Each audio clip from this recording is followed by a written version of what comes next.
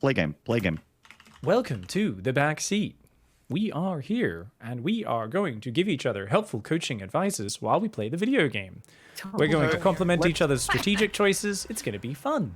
So let's talk about something that's been showing up in my Discord a little bit. No doubt also in your other Discords.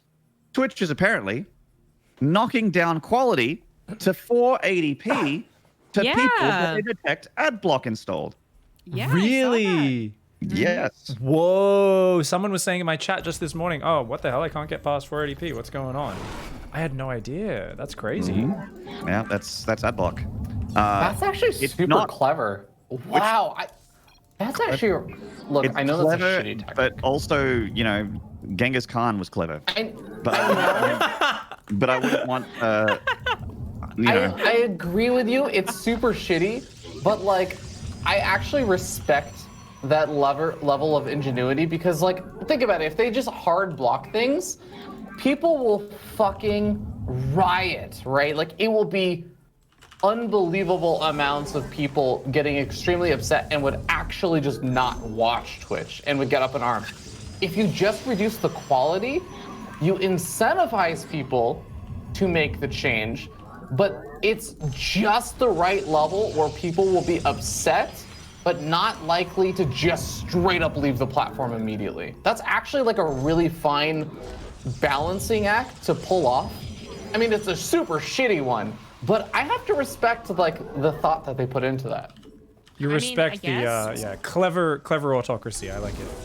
You might be right, but I feel like the problem is, like anything else that's ever done by Twitch that everyone hates, it takes a little while for people to even recognize it, right? Yeah, like, exactly. Even when they make a tweet. No, but I'm saying that as soon as people recognize it, that is when the severe backlash happens. Like the mid-roll ads, like even though they made a tweet, it takes a little while for people to retweet and people to comment on it, and then suddenly mid-roll ads were the talk of the town, and everyone fucking hated Twitch. Like that's gonna happen here, and I think just the general animosity means that it is going to push people, as you were putting it, to like hardcore find a workarounds. Yeah, apparently there's already a thing. They're finding workarounds and they're also sharing those workarounds. And I'm gonna say that I may, unconfirmed, may have an ad block extension, and it may be on Chrome. And as you can see, my quality is still 1080p, 60 FPS. Not saying do that. I'm not supporting or endorsing it, but it works just fine. But potentially, it could be working just fine for me right now. Potentially. I'll endorse it. Go use Adblock. I think it's fine. There's plenty of other ways to support people. Don't ban me, please. But yes, support by showing up, being active in chat, and subscribing as was the norm earlier. Please do that. Are we not allowed to say use Adblock, guys? I don't know. I don't care if we are or aren't. I'll say it. I'm sure there's nothing in our I don't even use it. about that. I don't. Yeah, I don't. I don't even use it myself. It's just not the greatest thing. No, Twitch Turbo actually isn't enough. Twitch Turbo is actually worse than Adblock. What? What do you mean? You'll still I've never get had any mid-roll issue with ads. Twitch Turbo. Oh, okay. Well, I've heard people with Twitch Turbo still getting ads, still getting you know, all the bullshit. So what I've heard is actually, it's funny. What I've heard is, and I'm guessing this is a bug. Oh wow, dumb goof. I've never there. seen the adepts actually split there. Yeah, that's I mean, kind of an incredible timing, but also unfortunate for Pig. I mean, yeah, it could have been more fortunate, but it could have been more unfortunate. True. We see what happened there was that one of the adepts got a mid-roll ad, and the other one made it through. Nice. So yeah, actually, so I think the thing is that can I finish the thought, because it's actual like factual thing that a lot of people didn't know. I think the mid-roll thing for people who have Twitch Turbo, it is because people who have ad block and they have Twitch Turbo, but it detects you had ad block on, and those people were getting mid-roll ads. And I'm guessing, I'm like almost positive that's probably just a bug where they didn't check for Twitch Turbo before they checked, do you have ad block? In which case, if you have ad block, here's a fucking mid-roll, you piece of shit. So I think if you have Twitch Turbo but just don't have ad block on for Twitch, it'll be fine. Excellent. Okay. So I was gonna talk about like, you know, having like saying ad block or not, right? I think what's agreed on is that if people come into chat and go like, "Lol, I'm using ad block," it's still seen as being kind of shitty. That said, I think nowadays it's actually like, you know, don't, but also you're not like, I don't actually care, because at one point, like, depending on the channel, I should say that, depending on the channel, it's really shitty to come in and be like, I have ad block. Really shitty. Other channels, it's kind of stupid, but they probably don't care. But the thing is that if you're trying to be like a really nice guy to like our streams, like my stream, I'll say it, I don't care if you use ad block. We don't get money from ads anyways. We really don't. Like, the obnoxiousness of ads is not worth the pennies we get from you. So if you're trying to be good, you don't have to. That's what I'm trying to say. Yes. It just a sucky situation for the streamers as well as for you guys. Only people benefiting here. If everyone leaves Twitch, that's obviously terrible for the streamer. You know, so we want you guys to enjoy being on the platform and enjoy watching our streams. There's only so much charisma and funnies that we can bring when you've got to get half of it cut through from ads. So we don't want that, you know. I will say, like, tournament organizers, like, and whatnot, I think do still make pretty good money from ads. You know, like, if you know, don't go on a Wardy's channel and be like, lol, ad block, right? But yeah, for a lot of like personal streams, is that the right word for it? But anyways, it's lower number streams. It's not worth it. It can add up and make a difference. It's something where I've been trying to do more ad breaks, but it's something where it's still very slow and gradual, and there's a pretty bad fill rate because most people use ad blocks anyway, especially in a hardcore community like StarCraft. And there's always the same thing as with YouTube views. The bigger you get, the more casual viewers you get. So if you've got a Wardy-sized stream, it's like not only do you have a lot more viewers on one of those tournaments, you've also got a lot more people who are tuning in because they're just casual people, but they want to watch Cyril or whoever. And those are the people who are more likely to be watching on their phones and their iPads and whatnot and not use adblock in general. Whereas the people who are hanging out on their PC, watching on their second monitor while playing, no way. Like, they're 100% gonna be always using adblock. Yeah. I would consider Pig to be a large streamer. For, I guess, anyone mentions that. Like, I guess I gotta put a number on it. I think if you're below like 400 viewers on average, I don't think it's really worth it. As far as I've seen from people talking, it seems like back when it was small, first. Back when it was first kind of becoming like this big thing, like first, back in the good old days, like Idra streaming, a lot of money came in. Yeah, then, back in the EG days, they were making fuckloads from ads. Yeah, and then I feel like around like 2014, 15 or something along those lines, I remember Fenner made a blog post about how like he specifically isn't going to bother with ads because even though he technically made an okay amount of money, it wasn't worth the like pain and headache of everyone hating them. I thought it changed even earlier than that. I mean, I don't remember. I remember when Fenner left and then subtract years from that. But anyways, it's yeah, it became just a thing where like everyone would talk about like not bothering with them because it used to be something that actually helped, and then it became something that wasn't really helping they had a whole some lot. And now really good ad rates in the early days. Yeah, like used to get so much, and they also I think gave almost all of the CPM to the streamer because they were trying to grow it, right? Whereas now, I mean, Nate was saying that they give like the vast majority, like to the like they take 80-90% of it or something, which sounds ridiculous. So I don't know how true that is. I mean, have you considered, Pig, that maybe you could just work harder, similar to how if you just microed better in this game of StarCraft, it would be fine? It's too interesting a discussion, man. I forgot to make gateways. That's what I forgot. I was making a second Robo and Robo Bay, and I was like, oh, wait, I'm on 2 gateways. Oh, no. Oh, no. You're meant to make 7 gates of Blink, then go for the disruptors. Shit. Yeah, I mean, I would, so in chat, Chicken Man says, if Twitch didn't take so much sub money, I'd feel bad for him. And that's kind of where I'm at, is that I would want to run ads more and help Twitch out, because I'm not against Twitch. I actually think that they do an amazing job at what they do, right? They're the best in the world at what they do. There's no real anyone that's coming anywhere close to them. YouTube even is having a tough time being and offering what Twitch offers. But they are still taking 50% of most people's subscribers.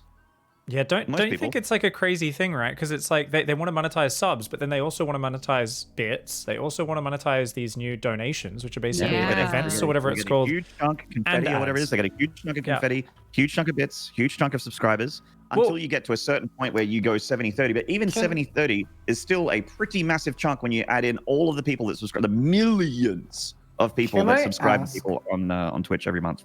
To play a little bit of devil's advocate here, you guys could actually just tell people not to subscribe and use Patreon instead or something. Like, you can do that, and you can take a bigger cut. Sometimes. The thing is, like, they are also offering a bunch of things on their own platform for subscriptions, right? They're offering. Sorry to interrupt. Is it me next? Just to keep the games going. Yeah. They're offering like emotes that are globally usable across the entire platform. They're offering like different little things like the polls and allowing like specific things for subscribers. They have integrations into Discord for like subscriber like rewards and everything. If you want to micromanage stuff, they have ways to reach out to your audience through email. Like, it's, I'm not justifying that I think 50% is like a super valid cut or anything, but to like play a little bit of devil's advocate on that, like, they are offering a bunch of services. They are trying to monetize to the point where I don't actually know that Twitch is super, like, maybe they are, but I actually don't know the numbers. Like, are they actually super profitable? Oh, no, of course. They're losing money still, for sure. 100%. Yeah, so, like, they're trying to find ways to monetize. And if you don't like their way of monetizing, you don't have to use it. It's not like a mandatory in order to exist as a... No. It's harder, but you do not have to use subscriptions at all. In fact, you don't even have to partner with Twitch if you don't want to. You can stream unpartnered, use Patreon and all of this stuff. And there are a few content creators, especially on YouTube, that do stuff like that, who are much bigger. And I'm, again, not saying it's easier. I'm not saying that Twitch is justified with the cut that they have. But I do think, like, it's not like nobody has options at all. It's just that the other alternatives are hard. That's such like a, okay, yeah, you're right, you know? That's a very technically correct thing that you just said, but it's like not realistic, I think. Wait, a few people in my chat think they're kind of sarcastic and being like, oh, you think Twitch isn't making money?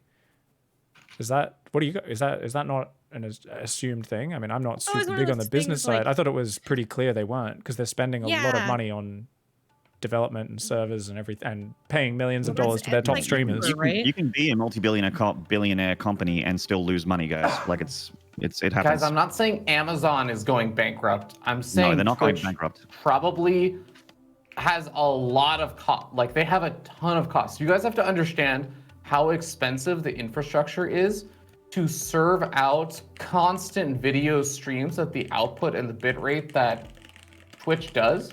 And granted, yes, and I say this as a former Amazon employee, yes, Amazon teams and stuff get to use AWS and all that other stuff in a quote-unquote free sense, but it's not actually free. There is still a cost associated with all of that. It's like, it's not just like a big write-off. Now that we're a part of Amazon, all of our servers literally don't cost money or electricity. No, it still costs stuff, and it's very expensive. Yeah, I mean, obviously, it's like there's all creative accounting, and you're spending money on literally other companies under the same umbrella and stuff. So it's not all black and white. But I mean, in terms of like, Twitch is a value add to keep people into the ecosystem. Oh, sorry. Like Prime Video.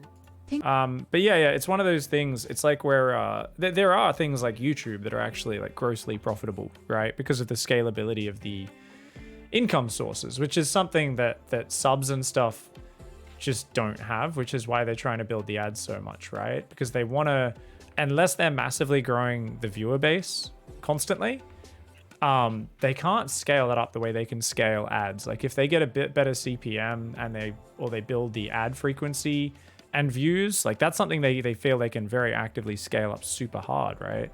So obviously, like business-wise, like they're always going to be pushing ads really hard. But because it's been such a late pivot into focusing on that, where it's been so sub-focused and stuff, I think that's where a lot of people do get rubbed wrong, right? Because it's like, weren't the subs the main thing you guys are making? They're like, well, no, we're a corporation, and we were bought for $1 billion, and we're spending billions of dollars, and we want to make many hundreds of billions of dollars off this. So yeah, it's kind of weird that they're pushing so many different things. Where I think honestly, when you look at the modern market, if you want to make this into a huge thing, ads is the one thing. That's like the one big powerful thing. YouTube is doing so friggin' well with their ad money. It's crazy, right?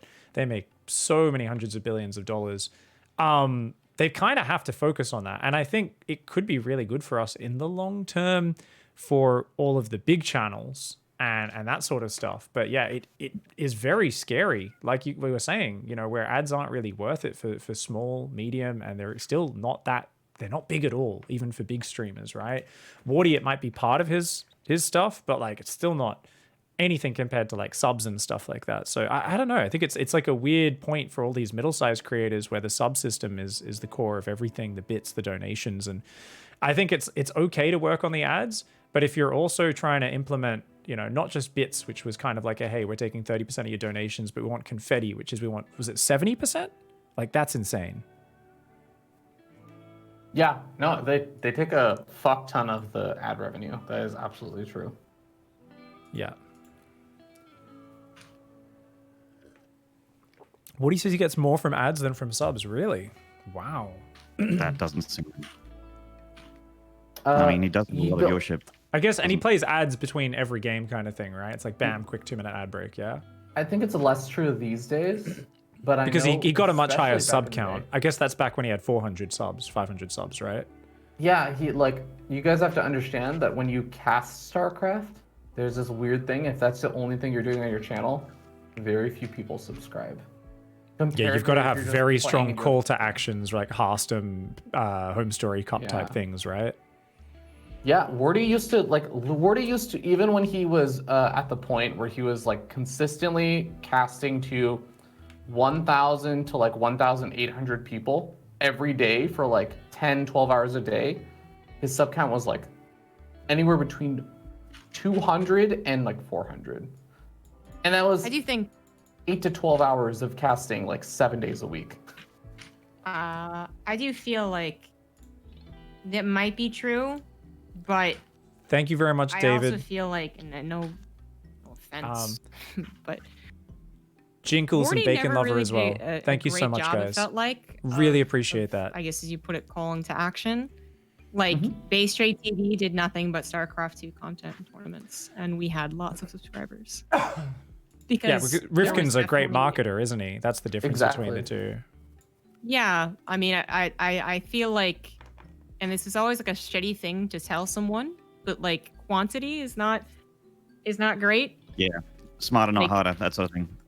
Yeah, and it's always shitty to tell someone that because it's like sometimes that is going to work for you. If you're having a hot streak, then putting in the hours is going to be great. Or, saying like pull back and then they of course don't make the instant success transitions. They're like, it's not working. I'm gonna go back to whatever it was that I thought could work and that also didn't work. Like, I don't know. I would it'd be a conversation I could have with him like face to face about the path. He's doing well enough now that it eventually paid off. But I really feel like that was a quantity over quality thing. I'm 100% with you on that, and I want to make that clear. Like, I actually totally agree. The only thing that only reason I even brought that up was specifically on the topic of Wardy saying he was earning, at least at one point, was earning more money from ads versus subs. I totally agree with you that he probably could have marketed better and gotten more money from subs, but like, I totally believe also that he was earning more money from ads at some point. Well, okay, that's the other thing is that we didn't really put a timeline on that statement. Can we get a confirmation that he said that as in when he had 300 subscribers, or is he still saying that? At, like, It's actually 800 Reality subscribers? who's a Masters Okay, GM, that's TERRAN, probably who said it in still chat saying and that. said he recently. Like, I know it sounds really Oh, unrealistic I'm to still us muted. who make very little, but there's one thing that StarCraft and StarCraft 2 tournaments like someone with Wardy or Base Trade TV do, and that is they are willing to turn off ad block if you ask them to. Yeah, Like, absolutely. one of the reasons that Base Trade TV got contracts with Twitch is that we had an absurdly high, actual reception of ads. Yeah. right? You're like, wow, you guys actually get people to watch ads. That's fucking awesome. And this was, 5 years ago or whatever, but still. And that's probably what's happening with Wardy too, is that he's going constantly saying like, hey, this is how I make my living. Please, either sub or at least turn off ad block. And you're going to get game 2 of of Hero Marine versus Clem and some sick TvT or whatever. Like there's just such a good stream of content, right? So if you're as committed, people do really appreciate what he does. But yeah, it's insane how different it is with these kind of like free content models, right? Where it's like pay what you think it's worth or whatever. We had a check from Reality who brought up he earns more money from ads, by the way. He said that, it was when he had about 900 to 1,000 subs that he said that. Okay, the so other it's thing I was pretty going to recent. say, by the way, that also potentially kills the context of that, is that I've talked with Wardy, and he is really, really finding a lot of success on YouTube. Dude, fuck TvT, man. Jesus Christ. I don't want it. I had fun playing SimCity for 8 minutes, but the actual playing against TERRAN part of it, no. Nope. Okay, so I guess we have to ask, is he talking about Twitch ads? I assumed he was as well.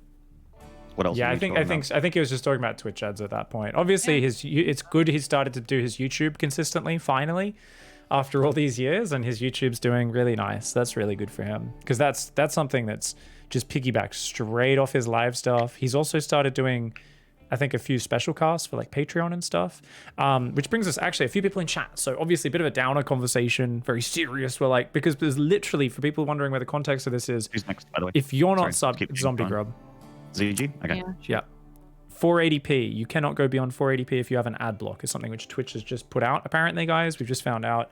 I had a few people mentioning they were stuck on 480p this morning, didn't know why.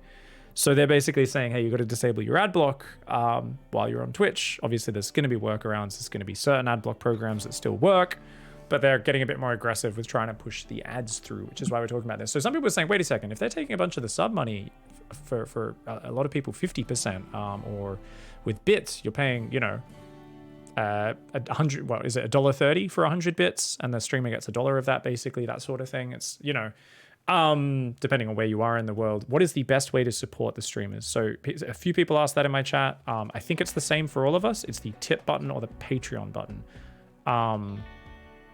That's the highest percentage that goes straight to us, right? Same for you guys? Mm-hmm. Yep. Yeah. Should be. That's where there might be a little bit of a processing fee, or like Patreon takes like 5 or 10% or something. But it's essentially, almost all of it goes straight through to the streamer.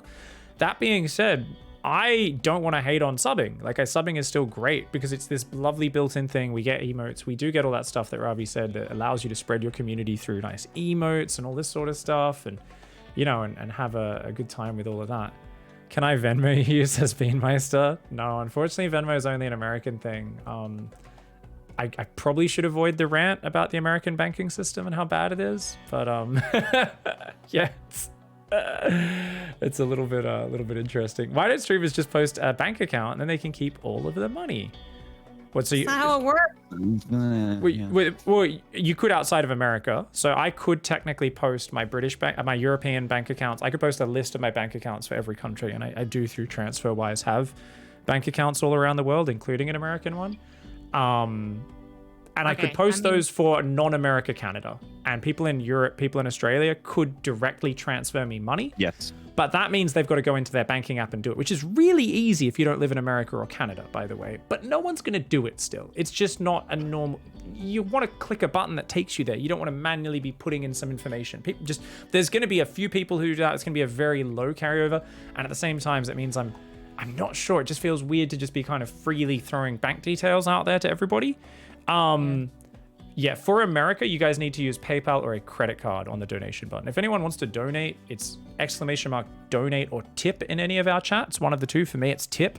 There's also a button below our streams. If you scroll below, it says PayPal usually, I think is what most of our buttons say. Big PayPal and some credit card symbols on it. But PayPal is very easy to set up anywhere in the world, including America. They are not the greatest company, but they're okay. They make it accessible.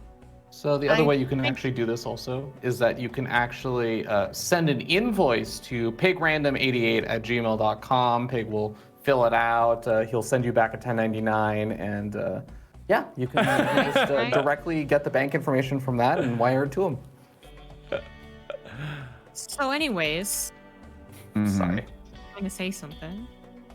I think Pig summed it up pretty nicely. So I just wanted to say that that's the spiel I was going to go into, but I didn't really feel like it.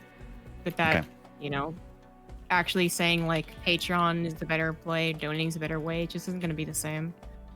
People aren't going to do it. They're going to look at the first thing that pops up and be like, let's do that. And if it's not available. It's in a lot of ways easier because you're already watching on Twitch and the button's right there. Whereas if you want to go Patreon or something like that, or even donating, you have to open up a third-party site. Whereas inside on Twitch, it's a lot harder. And the it's amount a lot harder. It's actually really interesting how much people will rather spend money than take an extra click. Like, you know. Well, it makes sense though. I order things online sometimes, and I'm very lazy on eBay as well. Like we all, like you make it one click easier for me. It just removes that border. We're all very lazy now, right? So, but yeah, I mean, FearDragon says like, yeah, it's a lot harder, and like if that's the only problem. I don't know. It always feels so like I don't know. What's the word? Disingenuous isn't right. Like bad faith isn't right, but it's like in Parks and Rec when like Grizzle tries to say like if you don't like our stuff, you don't have to use our product, and it's like actually you kind of do have to use your product. You know, they'll like will treat you like shit, but you don't have to use our stuff. So either get good or leave is like always kind of just like a gross like don't get blocked. Like I don't like it. I will absolutely admit that actually is part of my philosophy, and I do disagree with a lot of people on those kind of circumstances a lot of the time. Like, one of my pet peeves is when people are like, well, I think that this show on, I don't know, HBO or something is like overpriced for the like HBO subscription. So like, I think I just have the right to pirate it and watch it because you guys are charging too much. And I'm like, well, no, you just don't get to watch it. So like, all right, that's getting into like a tangential thing, but like similarly, I feel that way. So I totally get if you disagree with me on that. I think that's not an uncommon place for people to disagree with me. But like, I don't think that this is something that you don't have other options, right? Advocate. This is actually just your opinion. Well, the devil's advocate thing, well, I was more so about that Twitch does provide services. I still think that they do take more of a cut than is reasonable for like ads and stuff, given the services that they provide. I think that, or even like subs and stuff, I think that 50% is like overly charging probably given the value that they provide to the user versus the value the streamer provides. So I'm actually on board with that, like that sub cuts should probably be better and everything. So that's why I say devil's advocate, because I agree with that part, but I agree with it for different reasoning, I think. Okay. Well, you are our Silicon Valley shill, so it's good to have you kind of halfway on board, Ravi. That's nice, yeah. Well, yeah. I mean, I also think that Silicon Valley is, in a lot of ways, a terrible place, and that I think software developers are severely overpaid. Being a software developer yourself? Being a software developer myself, I think that my salary should be halved. Wow, they're Sorry, guys, to cut out the conversation for a moment. Thank you so much, David the Obscure. Earlier said, basically, Twitch is a value add. It keeps people in the ecosystem like Prime Video. It's a lost leader. As long as they build this whole industry within the whole Amazon, the whole Prime area. Absolutely, yeah. That is definitely a way to think of it. Just the tip. Thank you so much for the $4.20. Says, I'd like to give you this tip. Oh, it feels kind of firm, turgid, and quite a good feeling. Thank you very much. Just the tip. I really do appreciate that. As well as So Shiny says, am I doing it right? Ooh, $25. Yes, you did just hit my G-spot. Thank you very much. You guys didn't need to do that. It was more just, there was literally people asking, and I just wanted to do that. Thank you very much, guys. Much love for the support. So Shiny and just the tip. As long as the tip isn't too shiny, we're all okay. Thank you, guys. We're talking about Silicon Valley because Silicon Valley is a shit show. All right. Well, I've never worked there, so I'll take a word for that. You are the expert. I will defer to your expertise on that one. I think CG's going to hold, guys. Spend that 900 minerals and zealots. This is an easy hold. So, on that point of Silicon Valley and stuff, I actually would watch a sitcom with like Maynarde in Silicon Valley, and it's just him walking around in his flip-flops and his metal shirt, And then he's like, "Hey mates, how's it going? And every episode is them just being like, that's a microaggression. I'm not your mate. I don't want to breed with you, Maynard." And he's like, the whole thing is Maynard trying to come to grips with Silicon Valley culture.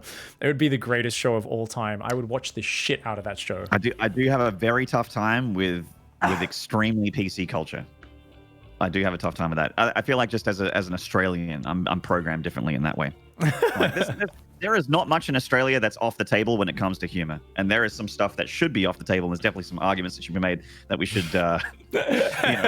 maybe take some stuff off the table when it comes to making jokes in this country. We do some things are surprisingly acceptable here. Yeah, it's surprisingly acceptable is a good way to put it. But because I've been surrounded by that and I've been programmed that way, I find it very hard when people to understand when people are like, "Oh, that's a microaggression." I'm like, "A fucking microaggression? What is that? What is that?" I mean, I know all about micro penises, but not so much the aggression thing. But I'm a blunt instrument of a human being. I am not the sharpest tool in the shed. I am actually a 2020 version of what a barbarian would have been back in the Dark Ages. So I find high cerebral concepts very hard to understand. I don't like doing a lot of maths. I like to learn by doing things. I don't like to learn by reading things. I'm one of those people. And so I'm very black and white. So gray area stuff is hard for me to grasp, I guess, is what I'm trying to say. I am a shovel, not a scalpel. Exactly, Thor 2K5. I would describe myself as a shovel, not a scalpel.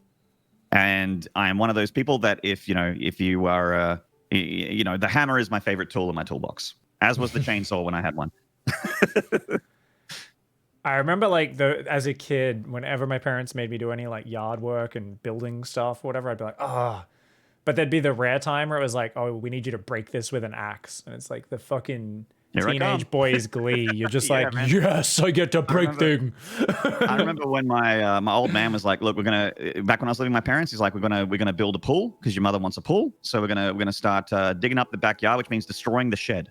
So, and the shed was a big 2-story thing that you could fit a boat in. So it was like a large shed. So he's like, "Destroy this. We're gonna level it down, and then we're going to just dig up all the cement and start digging a pool here. And we're gonna do a lot of it ourselves," which meant not only sledgehammering and axing things literally all day every weekend, but also jackhammering the ground. And I'm like, "Oh, this is so fun." Power tools are lit. Anyway, that's my rant. Well, drugs are bad, but I guess there's enough healthcare to hang on. My penis is a microaggression. Thank you for the $4.20 donation. He says, "I'll be your mate. Thank you. My penis is a microaggression," for the $4.20. Hello, everyone who's filtering in, by the way, from DreamHack Masters. Now that that's finished for the day, definitely check out the multi-links in our channels, the squad links, !multi, !squad. Make sure you unmute everyone's audio so that you can hear what we like to call an eargasm. It's just a symphony of all of our voices at once in unison, except not. So definitely do that. Best way to get the viewing experience. That is a lot like shoving your head inside a blender. But other than that bit of advice aside, thanks for hanging. And please, we encourage you all to take part in the discussion in all of our chats.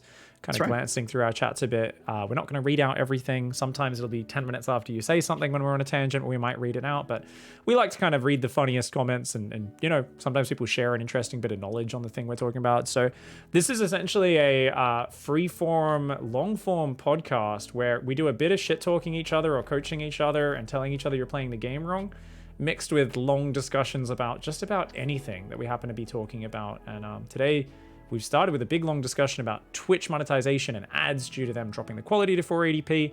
But I'm sure in no time we'll be talking about, politics and gender and whatever the fuck else and other divisive topics. No, I don't think we haven't had our election coverage yet, so that's definitely a direction we're gonna go. Oh, is it?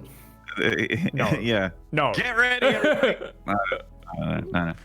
I must say, I am more invested in what's happening in America right now than I have been invested in any other election. You know what's so strange is that because I have a bunch of coworkers who are international, and I've like talked and polled with them. Most of them are like they don't actually care. It's actually only like on the esports side that I've noticed all the international people are like super fucking into the American election, and I'm like, that's so strange. It's the way it goes. It's yeah, it's interesting. There's a few good satire accounts on like Insta and Twitter and stuff I follow, and they're all just like, yeah, just making fun of Aussies who've like they don't even know who their state leader is or the prime minister, but they're like super fucking invested in who wins this American election.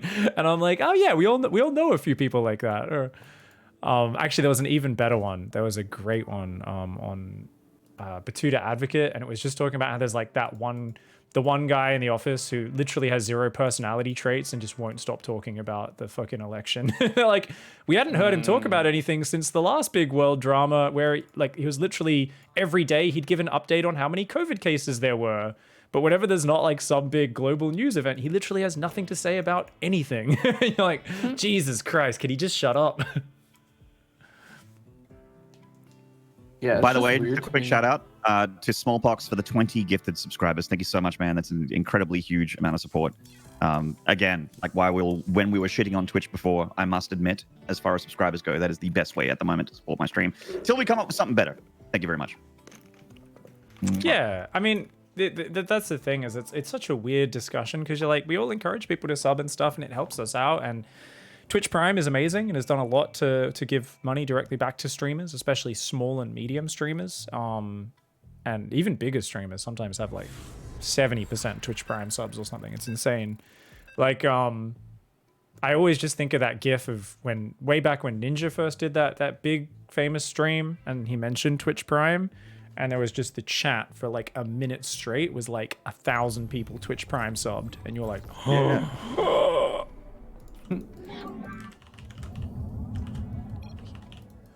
Do not keep me waiting. Hello? Hello? Are we, Parting's back to streaming again, back to laddering again?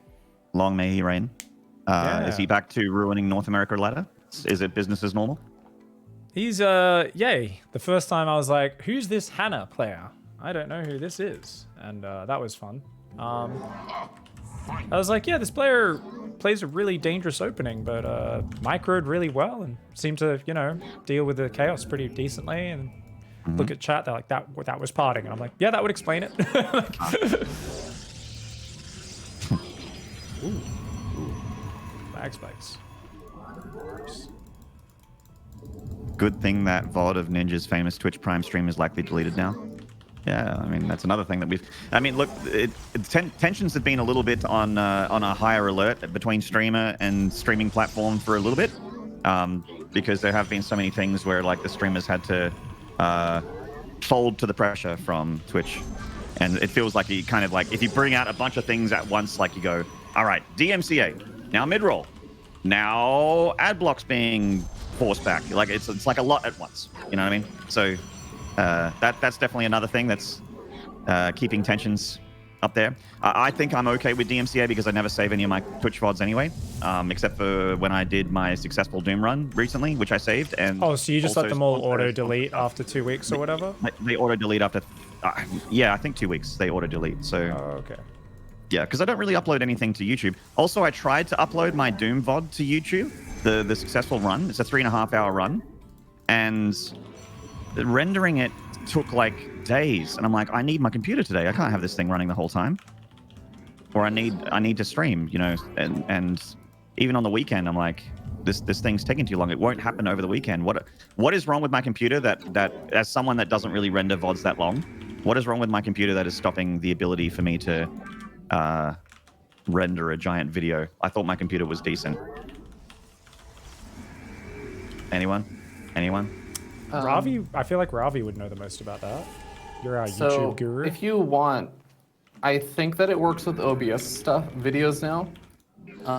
Split Media, aka the people who made XSplit, had an Express Video Editor, which the way it works is, I mean, Maynard, you know enough about like how videos are encoded and stuff. Yeah, It basically it's like What the fuck? instead of editing like a shit ton of the video and re-rendering the entire thing, it's actually figured out a clever way to cut the VODs at like specific points in time. So you can so you can do an edit, like you can cut a clip or something, or cut out a small segment of a VOD, and it'll render it in like less than 5 seconds to 10 seconds. I'll send you the link because it used to be a part of XSplit, but they recently separated it out, so you might just be able to straight up use it. Okay. Yeah, send us the link. Check it out. It's weird because you know it's brought up in chat by Carl Fishy. Is just that like I'm rendering it in real time to the internet. Why is a program taking so long to take a video that's already being compressed a little bit? And It's because it doesn't recognize that it was already encoded, right? yeah. There's no like flag that says this is already encoded with X264 or something. I find it confusing when like the sequence is like I've got it set to an automatic sequence where it'll actually grab the settings from the video. Like I get it if the sequence is in a different preset and it's like trying to I guess refinagle everything to be up to that preset, but not preset. What am I talking about? Setting, I guess. Encoder setting. Like if I'm trying to make a 1080p 60 FPS video, a 720p 30 FPS video, or something like that, or actually trying to upscale it or something like that, then I get that it would take a long time. But I'm trying to do just like I'm taking this thing in as, and I'm trying to export as. It's weird. Anyway, that's my rant. Hope you guys enjoyed it. I loved your rant, Maynard. Thank you. Beautiful. Came here to say RAM helps rendering. Probably. I'm sure you're right with that. All right, I got that link. Thank you, Robbie.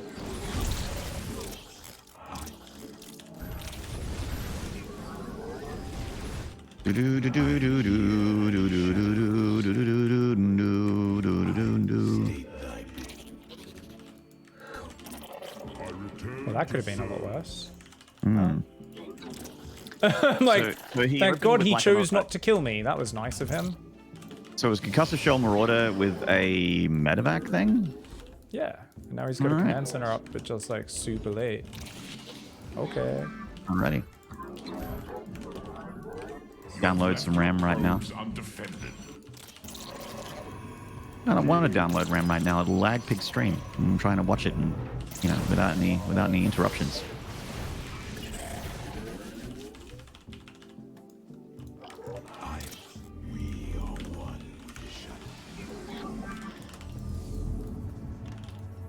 What's your PvT right now, Pig? Do you go for balls in this matchup still, or are you Yeah, the Dragon Ball sometimes. Z Cad's balls, that kind of thing? Sometimes.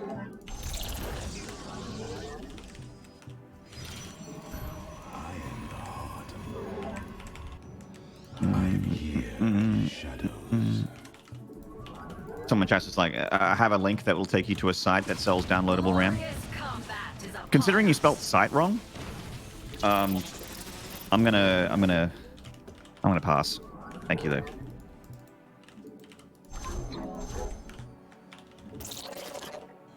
The skies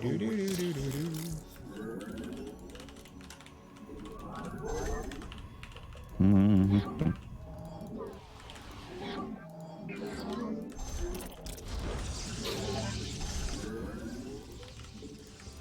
All right. Now it's time to concentrate on Pig's play and come up with something that he's fucking up with. You require my skills. Got one Banshee for free. That one got a probe though.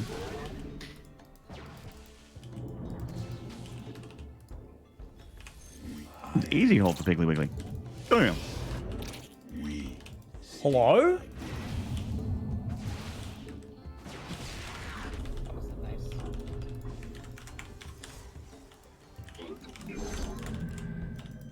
Pig, I want to see an attack. From me? Yeah. I want to see a poke. I want to see a poke at a third base, an attempt at a third base. This guy's expansions are so late. I'm really afraid. I'm like fearing for my life a little bit, actually. going tanks or Widow Mine? Do I go blink? I think I go blink before charge this game. I return to serve. Engaging the enemy.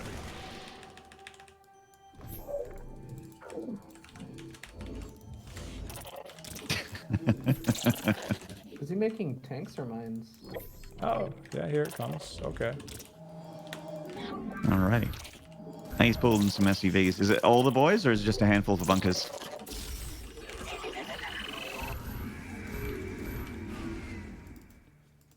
It's quite a lot of stuff.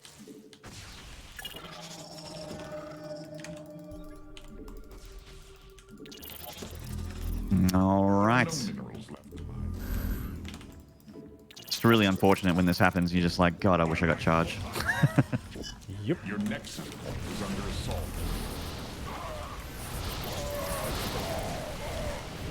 Why does Maynard look like he's jerking it? God damn.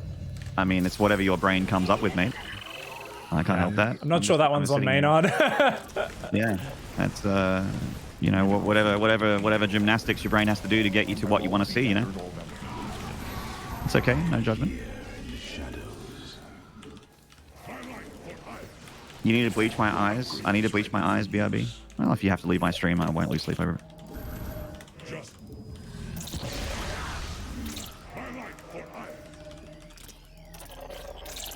Your research has Do you concluded. feel like making another Colossus would be helpful here or no?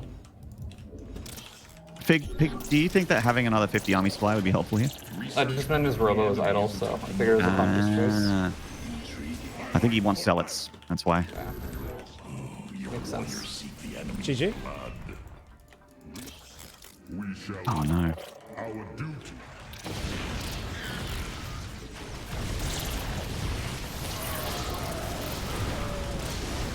That's quite the push.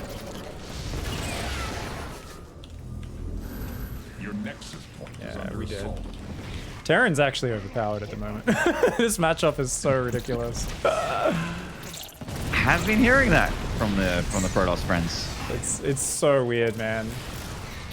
You just like What do you you feel need to be changed? aggressive, I think.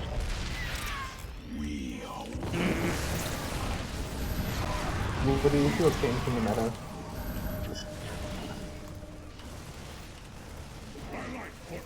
Oh boy.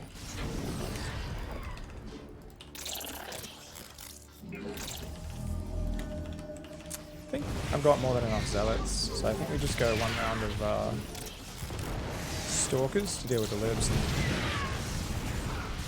There are no minerals left to mine from that field. That was an accidental force field. Oh, I just saw that. Oh my. Is charger not done?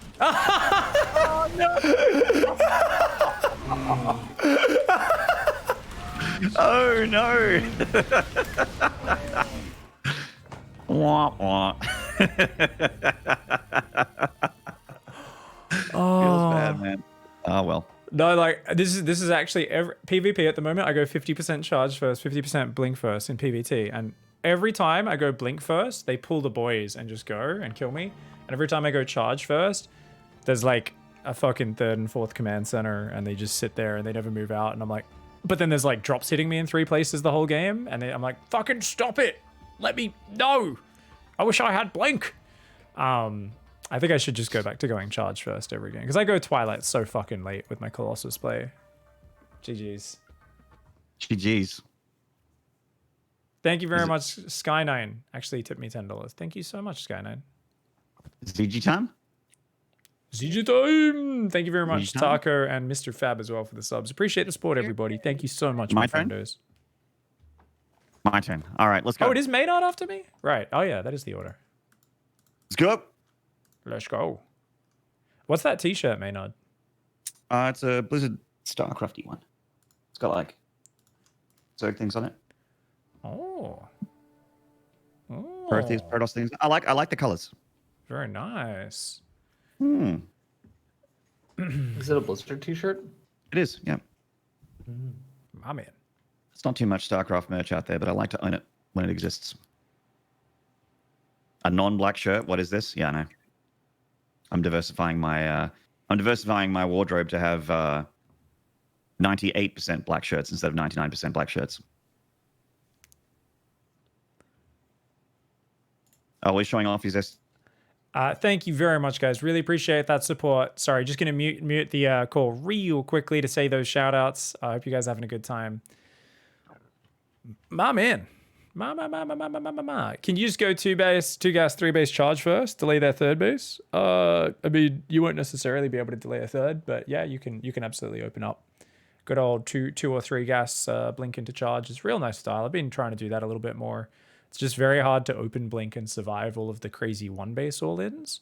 So if people are doing like lots of 1 base all-ins, like really fast Hellion to mind drop into stim push and shit, all these crazy build orders out there, it's tough, man. Just tough. But I think you gotta take some risks. Can't be on top of everything. Obviously, I opened 2-gate that game, so I kind of was fucked from the opening. I mean, my opponent's opening, I think, was really not great. Could have killed a lot more with the Hellion drop, but yeah, it's just kind of a bit unfortunate.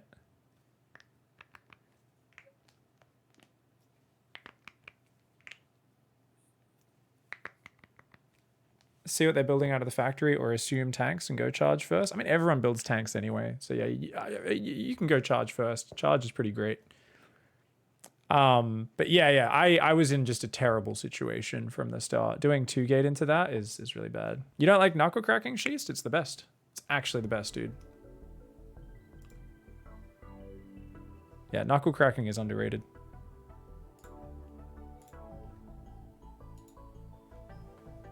It's okay. It's not a TvT, so. Twitch chat thought it was pretty straightforward. Well, Twitch chat is the brains trust.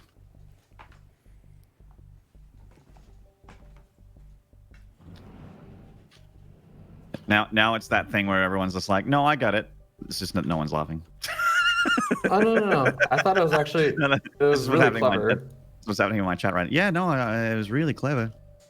Really good. Oh, I swear, it's killing me. I just missed the chance to laugh at it. Yeah.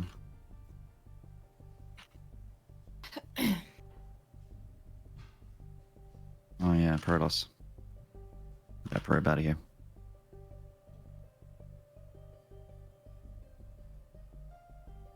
No.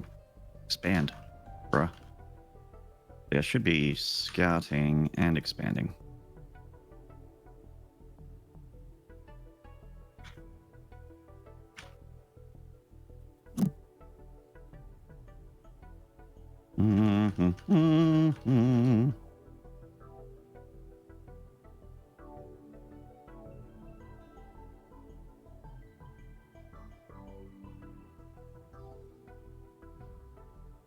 Is there a point sending my SCV out this late?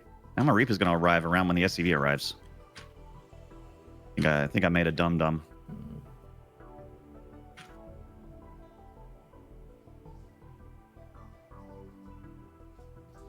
I mean, you could always do the build a bunker in their natural thing. Be annoying with it. True. Not a bad backseat suggestion. We'll get onto it right now. Gotta keep the Reaper alive. Hey, a probe kill. Nice. Yay. Oh my god, an adept. I hope I didn't miss too much, guys. Oh, nice. Bunker Just muted me, Mike. I just want to say, by the way, massive thanks for that big wave of support. Sorry, I feel like I should have given you guys a proper bacon slap thank you. That's right. Chase the It's been a while since we've done the backseat. I just want to say big thanks from my heart. I really appreciate you all going so hard on those tips and subs. Thank you so much, friends. I really appreciate it.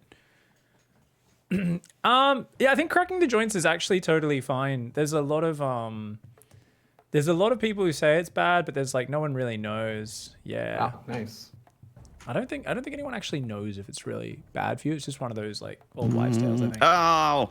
And I know it's like really wanky American trash, Oblivious. I know, dude.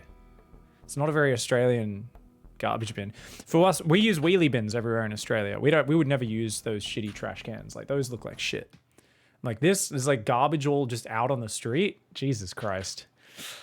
What is this trash disposal system you guys have? What are these? Like, you guys literally use trash cans, these things. Oh my God. Nah, wheelie bins are so good. Where in the US do you guys use wheelie bins anywhere? The nice ones with the closing lid, big plastic wheelie bins? Because those things, they're great. Whenever I've had to use a non-wheelie bin system, I'm like, oh, this What is have I done gold. wrong, ZG? I remember, I think it was even in Switzerland, we don't just know, I put the wasn't bags paying out on the attention. pavement, Oh, if I okay. remember correctly. Is your chat unruly? I think. No. Oh. Was it out on the pavement or something? I can't remember what the exact system was, but yeah, you had to buy your garbage bags from the government, so and you could only put a certain amount out or whatever. I think is how they did it. Florida, you got the wheelie bins. Yeah, you guys got to. Otherwise, you get in Florida, it's too tropical. Right? Otherwise, too many crazy animals get in the garbage, right? Yeah, we have a lot of ibis as well. They still get in the wheelie bins. If the wheelie bin lid is popped even a little because it's too full, the ibis just gets in there and just rips all the garbage out and throws it on the ground. Fucking bin chickens, man. What's up, Sheest? This is the back seat, my friend. Yeah, we're playing the back seat. Sorry, I've just muted myself. I had to grab a proper break and just get me brain sorted. We basically just hang out, chat. I feel like there's been some big gaming news recently. Do you But intentionally send the medevac to the... if you guys have any interesting topics to scout it about anything other than the election, basically, shout them out in chat, and I might bring it up with the guys as a nice friend topic. here. This is basically like a podcast we do each Friday, usually when we've got time. We just take times backseating. One of us plays a ladder game. The rest of us just chat, maybe backseat them, tell them what to do. All right, we're up. Maybe we talk about a random issue or just something that entertains us. And then we just swap between each of us plays a game.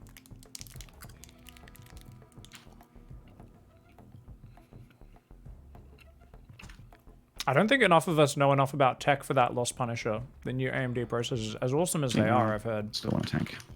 I'm being like indecisive with my shit. Maybe reposition your Marines if you know that the Phoenix are there. Yes.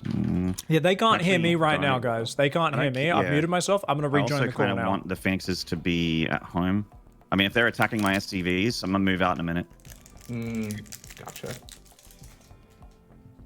So that's okay. It's fine. Take some SCVs. It's fine. Not that many. It's too many.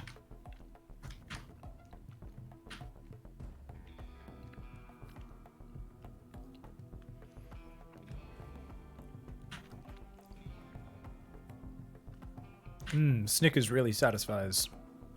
Does it though? Yeah, I had a mini one. Just the tip of a Snickers, basically. Very satisfying. Was that an accident running them that time? I think so. I don't remember. Yeah. That was too long ago. Who remembers? I think you should never run from Phoenix, right, with workers. Almost ever. I think I was casting a pro match where someone was running their whole mineral line from 4 Phoenix. Maybe it was one of the early Taiwan games we cast or something. And I was like, oh no. I was like, the Phoenix are still going to kill as many workers as they want before they run out of energy. The only thing that stops a Phoenix from eating dinner is its own stomach getting full. That's essentially it. Don't forget to spend your money. Money. It's all about the money, money, money. Well, I got dumpstered. As did I, Maynard. Join the crew. I literally had someone put me in the dumpster using their stream currency right as I finished that game, as if losing the game wasn't bad enough. So, you know, welcome. You can come hang out. Yeah, feels good. It's great. There's nothing that brings you back down to reality, gets rid of any, you know, preconceived notions of grandeur, like licking up a bit of garbage juice. There's something about that flavor. Just brings you back to earth, makes you appreciate the little things. No.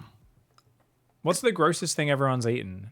Has anyone eaten anything really disgusting before? They've like gotten really sick off something and then they can't eat it anymore? Really sick off something. I mean, I've had raw chicken. Oh, That got me raw, that got me really sick. That was pretty gross. yeah. I don't know. I had an eggplant once. Eggplant's amazing, dude. Yeah.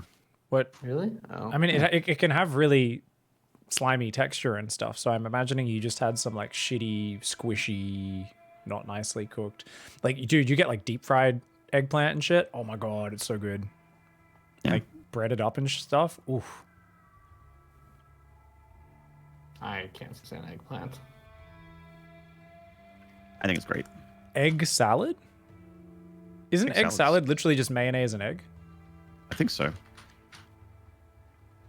Yeah, my mind was blown when I found out what tuna salad and egg salad were. I was like, what? Because in Australia, an egg salad or tuna salad would just be like a salad that has egg or tuna in it, like with like leaves, like lettuce and shit. But then I was like, wait. And they're like, yeah, it's a tuna salad sandwich. So I was like, oh, it's tuna and some salad in a sandwich. And they're like, no, it's just tuna and mayonnaise mixed together. And I was like, what? Why is it called that?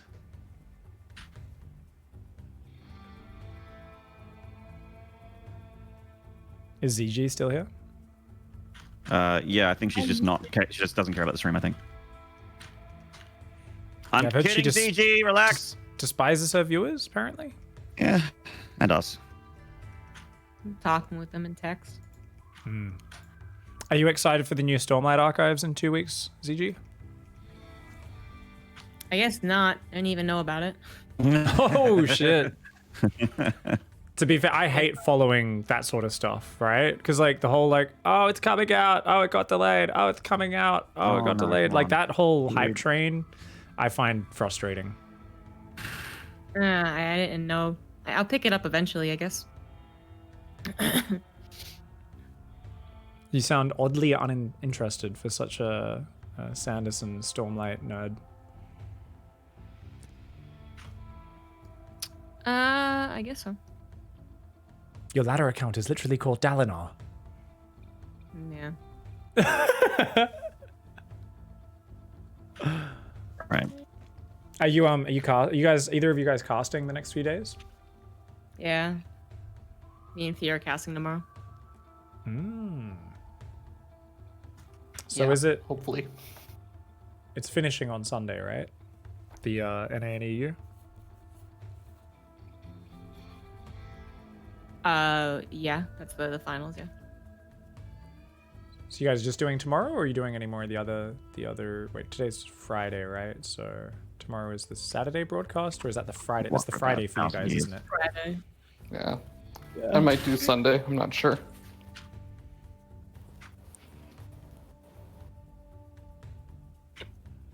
Oh, Ryan's in my chat. He's just mentioned the TERRAN patch Reddit post. Oh yeah, that I think made all of us die. That was the funniest post I've seen on Reddit in a long time.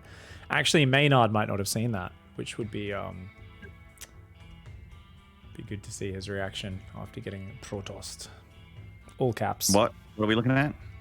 Did you see the Reddit post yesterday with the No, I TERRAN did not. reaction? If you say, did you see the Reddit? Just end. Didn't see it. No. What was it? This is great. If you just go to it should still be at the top of Reddit. It should still be there. Let me find it. You saw it, right, ZombieGrub? I saw the first like 15 seconds. I didn't actually think it was that funny, so I'm out of the loop. It gets good. I like it. I mean, there's something about all of those. I mean, it's the same as like the coffin memes. You know, the funeral procession ones where it can just be done so well, but like, just make sure you're careful with the volume. I don't see it. I'm on Reddit right now. I don't see it. Where is it? What is it? Karen something? Look for the post that's Jesus. over 1,000. Just be really careful with the link. I'm linking it to you guys, but yeah. In bad, funny Reddit posts. Oh, Artos and tasteless banter on MOBAs during the GSL. Oh, this will be good as well. But yeah, just be careful with your ears. Sorry. I've got quite a bit. When I opened it full screen, it max volumed for me, despite being muted before that. I was like, grrr.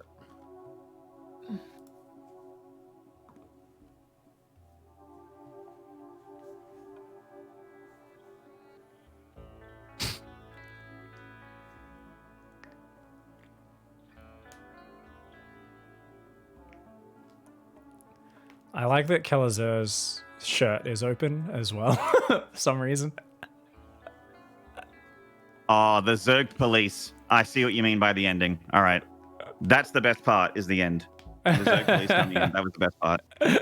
Yeah. Copy that. I mean, I liked Euthermal flipping his medevac back and forth upside down as well, but the whole thing was, yeah, just wrapped up nicely with that. Toast and Tasteless banter on MOBAs during the GSL. All right, here we go. I just want to point out that I think it's time to now, in my opinion, I think it's time to now, in my opinion, at least. Okay. It's time to, I guess. I hear them constantly making banter about MOBAs, and I can't play my teammates here, or I control one character the whole time. Ha, ha, ha. And it's funny, I guess, but I just want to point out they don't even play the game that they feel is superior to any MOBA for whatever reasons. Yes, they do. They stream Brew War all the time. Like, they don't even play the game they're casting, yet they're sitting at... Okay, so talking about StarCraft 2. Yeah, they're sitting at a desk pointing out to the masses that are so enfeebled by this MOBA genre and are playing it every day and paying attention to the esport. It is just ironic because I feel like their sense of superiority for choosing RTS genre. I feel like they are sense of superiority for choosing RTS genre. Okay. I was just like, did I get that wrong? No, I got it right. That was accurate. But they don't even play this game either. Sometimes there's like, so in the sentence, sometimes there's too many full stops and sometimes there's no commas at all for like 10 minutes. So why the idea that someone else is electing not to spend their time on SE2 over a MOBA creates some dim-witted banter? Oh, that's a question. Okay. They don't even care to spend their time playing this game either. End statement. Brackets. No, Artosis don't. No, Artosis don't. Did he do something? Artosis do? And he's just like, Artosis, don't! Stop! He did a year ago for one ladder game and had no idea what he was doing and said so. And Tasteless hasn't, I don't think, since early... No, Artosis don't. And Tasteless hasn't. I'm guessing he's just like talking... Like in his brain, he said, play StarCraft 2, but finish the rest of it out loud and kept the rest of it inside. Cool. Yeah, that is... I mean, okay. Just for a real response here. Let's get a real response. They play Brood War, which I think is got a lot of what is StarCraft 2 in it as well. So I think they are allowed to talk about RTSs, being people that have played pretty much every RTS for a lot longer than I very much imagine cheap _breakfast _443 has. I imagine they've had a lot more RTS experience and done a lot more for RTS as well, and have been involved even with RTS development more than cheap breakfast 443 has. So I think they're allowed to compare. They also have played MOBAs. They played Heroes of the Storm for a good chunk, if that matters. Oh, no. But sorry, by the way, I whenever we do these Reddit segments, I spend half the time laughing at my ads. There was wives impressed by this amazing testosterone trick, and D&D ads. I get D&D ads and how I can take testosterone replacements to aid my failing manhood. What do you guys get? Or do you just have ad block on? I have this little guy up here just because, you know, Twitch. I've got it on as well. You've still got a virtual mate ad, Maynard. I see it. Oh, I saw there was a virtual mate ad. A virtual mate. Yeah. I didn't even pay attention to this. How did you see this? I was looking over here. Virtual intimacy game. The most realistic virtual lover. Well, I mean, obviously we click on this ad.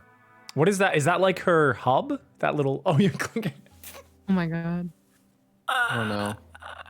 The virtual intimacy system. Maynard's web history apparently shows that he's very lonely. Oh, I'm scared to scroll down. Oh my. All right. Guys, some ads are still popping up, but I mean, it's virtual mate, and clearly, like, Adblock's like, no, you want to see this. I really like that it was also earlier that Maynard was like, you know, I'm not saying you should use Adblock, because he was like, I'm not sure if this is okay to say. I don't want to get in trouble for advertising Adblock. Click on a virtual mate advertisement. Yeah, sure. No problem. Look, my understanding of what I can and can't do on Twitch may be limited. All right? All I know is that when I show feet, it needs to not be for sexual purposes or for money. That I do know. And I also know that... Actually, I don't know, because sometimes I'm like, you know... I put a shirt on sometimes, and like specifically in summer, I don't really always have clothes on. And on Twitch, I know that I'm meant to wear clothes. But then some people still stream without a shirt on. And that's okay? I don't know. So, I'm confused. There seems to be double standards depending on who you are, is what I've understood. Yeah, it's kind of hard to get your to get away with it fully because people get so dramatic about it. So it's honestly, if you stream without a shirt on, it's not worth the drama that'll come your way, even if you don't get officially banned or anything. Because you'll have an army of people being like, "Ree, how come you get to take your shirt off?" Massive thanks, Seabass, Emma Undeady. Welcome to the pigsty. Welcome back, guys. Thank you so much for the support.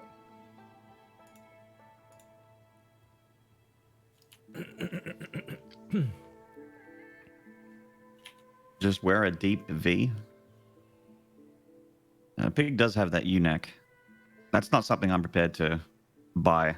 For the Well, sake of the stream. actually, what's the equivalent for you, Maynard? Like, I want there to be a goal on Maynard's stream. Maynard, just like, Maynard becomes the man, you know? It's like, you basically have to just put on a suit. Well, I guess you can't really give yourself a comb over, but like, you're wearing your glasses, you try to make your dreads as like, you tuck them in down your shirt, you have a tie, and you have to be the most flavorless human for the day. Like, you need to get rid of everything that makes Maynard Maynard and try to like boil it down to like, we want corporate Maynard. We want like really has to like not be edgy or even, not just edgy, you need to be beyond vanilla. That's what we want. Okay. And are we talking like I take every joke really seriously at face value, or am I like what kind of the man? Am I just like a guy that's like trying to be with it and hip, or am I a guy that's just like nothing is fun to me and video games are dumb and all I care about is my 9 to 5 and then watching Game of Thrones like a regular normie? If you do want to be fun and stuff, it just has to be like very like forced and flavorless. Like, as long as there's like a good amount of bland, I'll give you creative freedom on this. Okay. Michael Scott from The Office is a reference from chat. Okay. Yeah, that'll work. So that's like a middle management man that's like trying to be cool, I think, right? Yeah. That's... Yeah, that should work pretty well. Some people say apparently with shirtless streaming, as long as you paint over your nipples, it is fine. So we could maybe get you to do Maynard if you want to go shirtless, just a little bit of a nipple paint. You can be like, oh, I'm a guy from Mad Max or something, you know? Yeah, but my stream is just shoulders up, so. Yeah, you don't even need to then. I don't have to paint them. Yeah. You're like, no, I'm wearing a boob tube. Just say you're wearing a boob tube. They just can't see it because it's below where the camera cuts off. I've got a towel wrapped around me from the chest down. Yeah. Interesting. Something to think about. Food for thought. Wow, ZombieGrub does not want to let this guy finish building his command center. Oof. I mean, she likes winning video games. Yeah. If I have a command center and the other guy doesn't, that's good for me.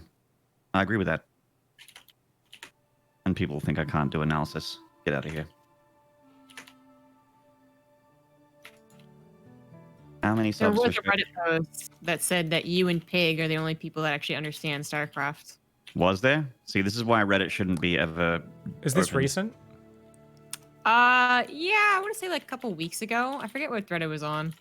Yeah, I really hope this is like recent because this is like, I have watched the least StarCraft in the last month. We're just like moving house and organizing a whole bunch of different things in normal life.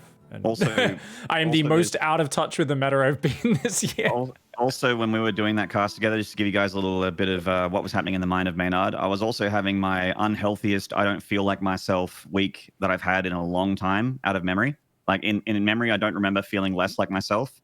And I actually feel like I almost phoned in a few of those a few of those casts. Yeah, it was not my finest work, and I wasn't very proud of it. Get really aggressive. But I guess we know StarCraft the best. Colossus drop or something like that, maybe. Maybe you guys dumb thing. are just valuing the wrong things, and you just need to deliver on a phoned-in cast. Maybe that's what the people want. All I did was make jokes. It's pretty much just, sometimes I try and throw an analysis, but I just made jokes. I even made some terrible calls. I think it was overall pretty good, but we definitely were a bit higher on the humor side. But you kind of have to be when we're casting till 3 a.m. It's a lot more like we better have some fun doing it, or it's going to be dry. It's going to be really boring to listen to. I was experimenting with different modes of caffeine. I'm like, if I have a coffee at 9 p.m., I should be able to fall asleep by 4. And then I'm like, oh, okay, maybe if I have it at 8, And I'm like, oh, what if I try not a coffee, but I have a monster instead? I'm like, okay, monster's more effective than coffee. So we have the monster earlier. I'm like trying to time things out. I'm like, what if I have no caffeine? What if I try napping? And I'm like, oh no, this is way worse. I'm like, if I can fall asleep by accident for 30 minutes, it actually ruins me. I feel so sleepy. Like it makes me more sleepier than rather than less sleepy in a weird way. You know that's the time to cue the ladder games, right? Every time you lose, you say, I'm a sleepy caster, and make them feel bad. Well, see, what I do is I just play Doom Eternal, and then no one can tell me off for being sleepy. Except for, I guess, the demons from hell. They can tell me off for being sleepy by killing me. That whole chestnut. My man. Yeah, Zeph in my chat's just like, it's so hard to do a good job when getting to the AMMs. I mean, we all have all felt that for sure. But it's, I do agree that it feels like when you start the cast, you're full of beans. You got like the first 2 best of 3s, you feel like you do all right. You're like, yeah, nice energy. Yeah, you know, I'm hitting those beats, and you know, we're doing the hosting thing okay. If you're like sort of taking a cast/hosty role, which we do on at least on the Australian side because we don't have a dedicated host. And then it's just like, thanks for like, hey guys, welcome tuning into the DreamHack Masters fall winter Masters Taiwan main event playoffs. And then I'm like, oh no, it's all falling apart. How many series do you feel like it takes for you to hit like peak performance, and then like where's your drop off point? You know, kind of like in StarCraft. Yeah. I understand what you're saying. So I would say I'm at like a LAN event where I've had a bad sleep generally because I don't usually sleep well at those things. I would say that my first 2 best of 3s are not very good. And then they start to get good after that. And then they start to fall off at like hour 8, something like that. Hour 9, hour 8. They start to get tired. It's a lot of games. It is a lot of games. No, and also a lot of... yeah. I'm also one of those guys that if I was constantly casting the whole time, it would be better than if I had a hour and a half break. Yeah, well, I do kind of, you know, I think the one thing we've talked about a lot, like how, you know, the shift thing for the CS players, casters is really nice. They come in for like 4 hours, cast non-stop, bam, go out. The other casters come in, cast for 4 hours. Yeah, they have shifts, right. But the thing we mentioned is like, but we have so much fun hanging out in the green room, shit talking each other's casting, and you know, bonding and being idiots, you know. So as much as it's like maybe not it's the best for optimal work energy, it's bloody fun having all that time. Yeah, I actually really treasure those green room moments, you know. Like I don't I wouldn't want to, like, even if I was scheduled to cast later, I'd show up earlier anyway and just eat and hang out and get dressed later. What else am I going to do? Sit in my hotel room? It's like, you know. Yeah, you ain't going to be doing any Doom Eternal challenge runs on your laptop, I don't think. No, right? no, absolutely not. I mean, I suppose I could play a game and hang out in my hotel room, but I don't want to, you know. Yeah. I try to always make those, like when people are like, oh, we want to go out for dinner, I always try to say yes, because I'm like, this could be the, you know, I'm Katowice was one of those moments where like, this could be the last time in a really long time. We don't know, you know, you'd never know. So try and treasure the moment when you get it. And then there it was. That was it.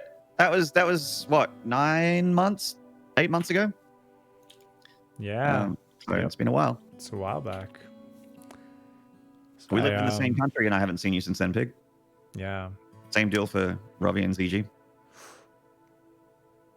I mean, it's looking like we'll probably have Katowice online with how things are going, I would imagine. Yeah, I would be extremely surprised if it was offline. And if it was offline, I don't think I could go.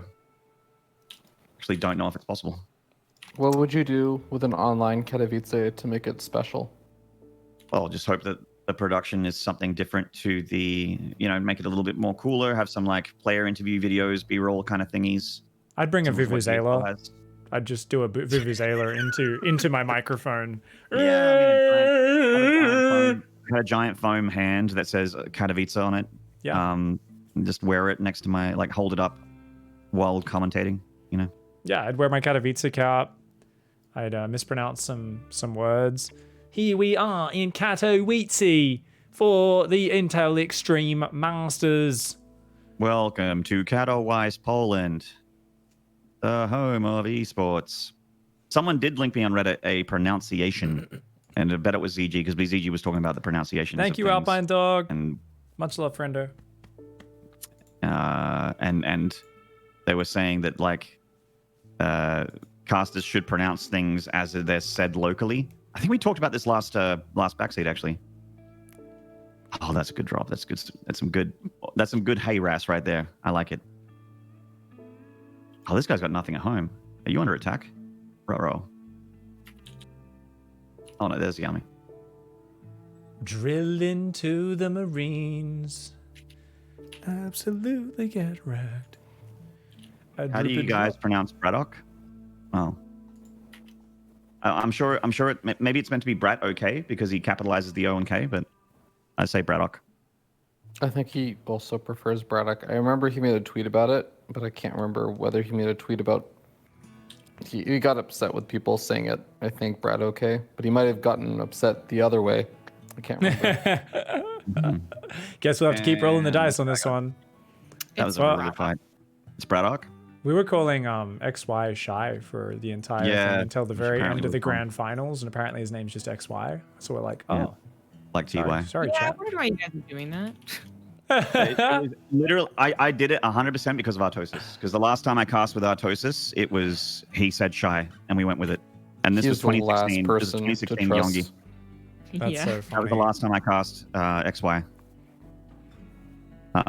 I was brutal. I was like, wait, you're doing this because of Artosis? I was like, oh, I assumed you guys did it because you had an actual good reason. Not the guy who makes up words every day. Too late. We just keep doing this now. It's too late to change it. I'm like, We were in like the last or the second last game, and I wasn't sure about the source. I was like, man, I don't know. But then you're like, nah, the people I trust in chat, and I was like, either way, it's too late. It's like we probably should have done what you said and swapped to it. So that was my bad. But yeah, I was like, either way, I was like, oh no, doesn't really matter too much, I guess. But yeah.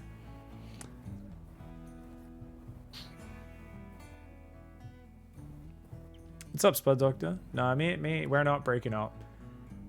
Divide and conquer is a good thing sometimes, but if we were to divide and conquer, and then we would try to be like some sort of aggressive like virus that tries to attach itself to some other cell, where like Maynard takes Tasteless, I take Artosis, we leech their energy, and then we rejoin as a greater Archon. Yeah, for sure. Yeah. For sure. Oh, yes, this fight. Oh, does Terran have just enough? Oh, goddamn. Planetaries. I think the planetary was in range. Yeah. Still not a bad trade, I don't think. Oh, yeah. A really good fight was that one in the middle where he was like single filing stuff into a meat grinder of a bunch of stimmed Marines that already had a concave. And he lost like 3 tanks and way more Marines. Yes. Yeah. That drop earlier was quite, or the drop with the auto turret was quite good. Is that a Doom drop or is he just 1Aing? It is a Doom drop. Okay.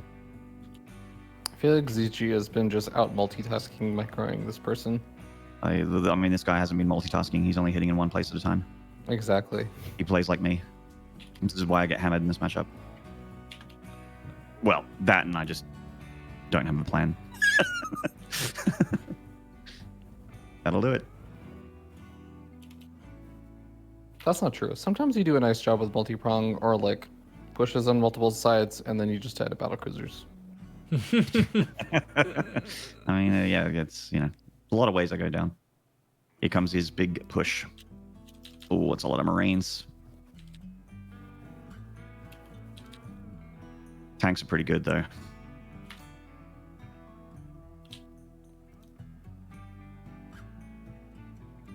Oh, he's got no Vikings. This is like my favorite thing about modern TvT. It's like players got the sickest macro.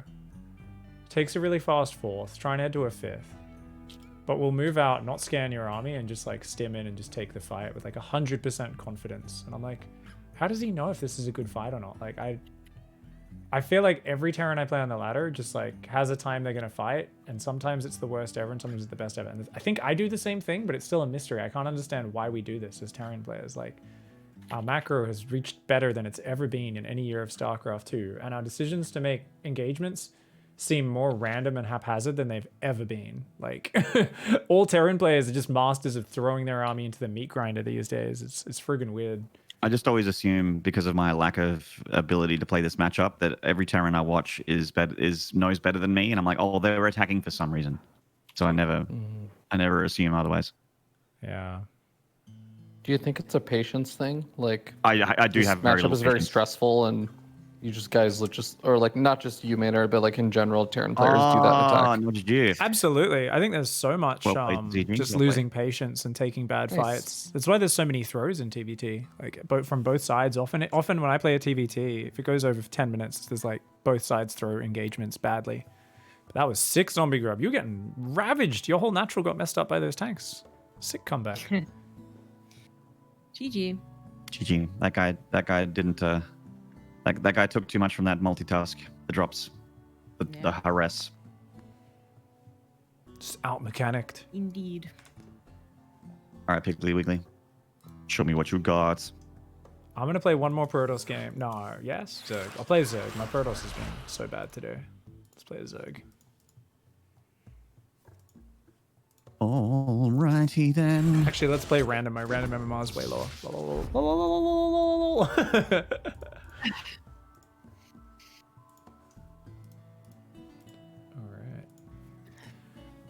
Alright.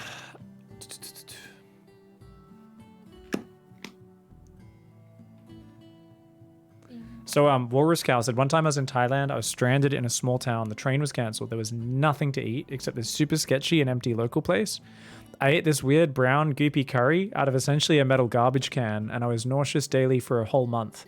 Would not recommend. Just get a tuna sandwich from 7-Eleven next time. Whoa. Yeah, you had something living inside of you. I think There was a culture of multi-generational bacteria worms inside of you. Oh my. I had a similar experience in Bali, where like the cab drivers, like, this place is known to locals and locals love it, but it's like his brother's joint or something like that in the middle of nowhere. Oh yeah. And no one's there. And everything is in cash, and they don't take any. There's no computers, and you can't like do anything with your credit card, so you have to go and withdraw money. They actually took wife nut as collateral, like because I didn't have cash. They were like, so, I'm not kidding. Like they were like, oh, your wife stays with us while you go to the ATM, and one of the waiting staff will go with you to the ATM because it's a drive away. It's nowhere near here. So Oh my. I had to get onto the back of a motorbike without a helmet or any kind of protective gear whatsoever, back of a motorbike, zooming through some tiny little side streets. And we're dodging and weaving through dog shit on the side streets, of course. It is the side streets of Bali. And we eventually got to an ATM, and everything ended up being fine. But I did find it like one of those, yeah, we're going to go to places that like the hotel suggests. And we're going to go to like the touristy areas and trepidatiously venture outside of that, because you know, as fun as it was to be on the back of a motorbike zipping around corners really hard in side streets where you actually would go blindly around corners, and if there was another motorbike we would be dead, it was exciting, but I wouldn't repeat the experience. The Mr. Bitter visual tour style of really seeing the underbelly of a place. Yeah, a little bit more Bali than I wanted.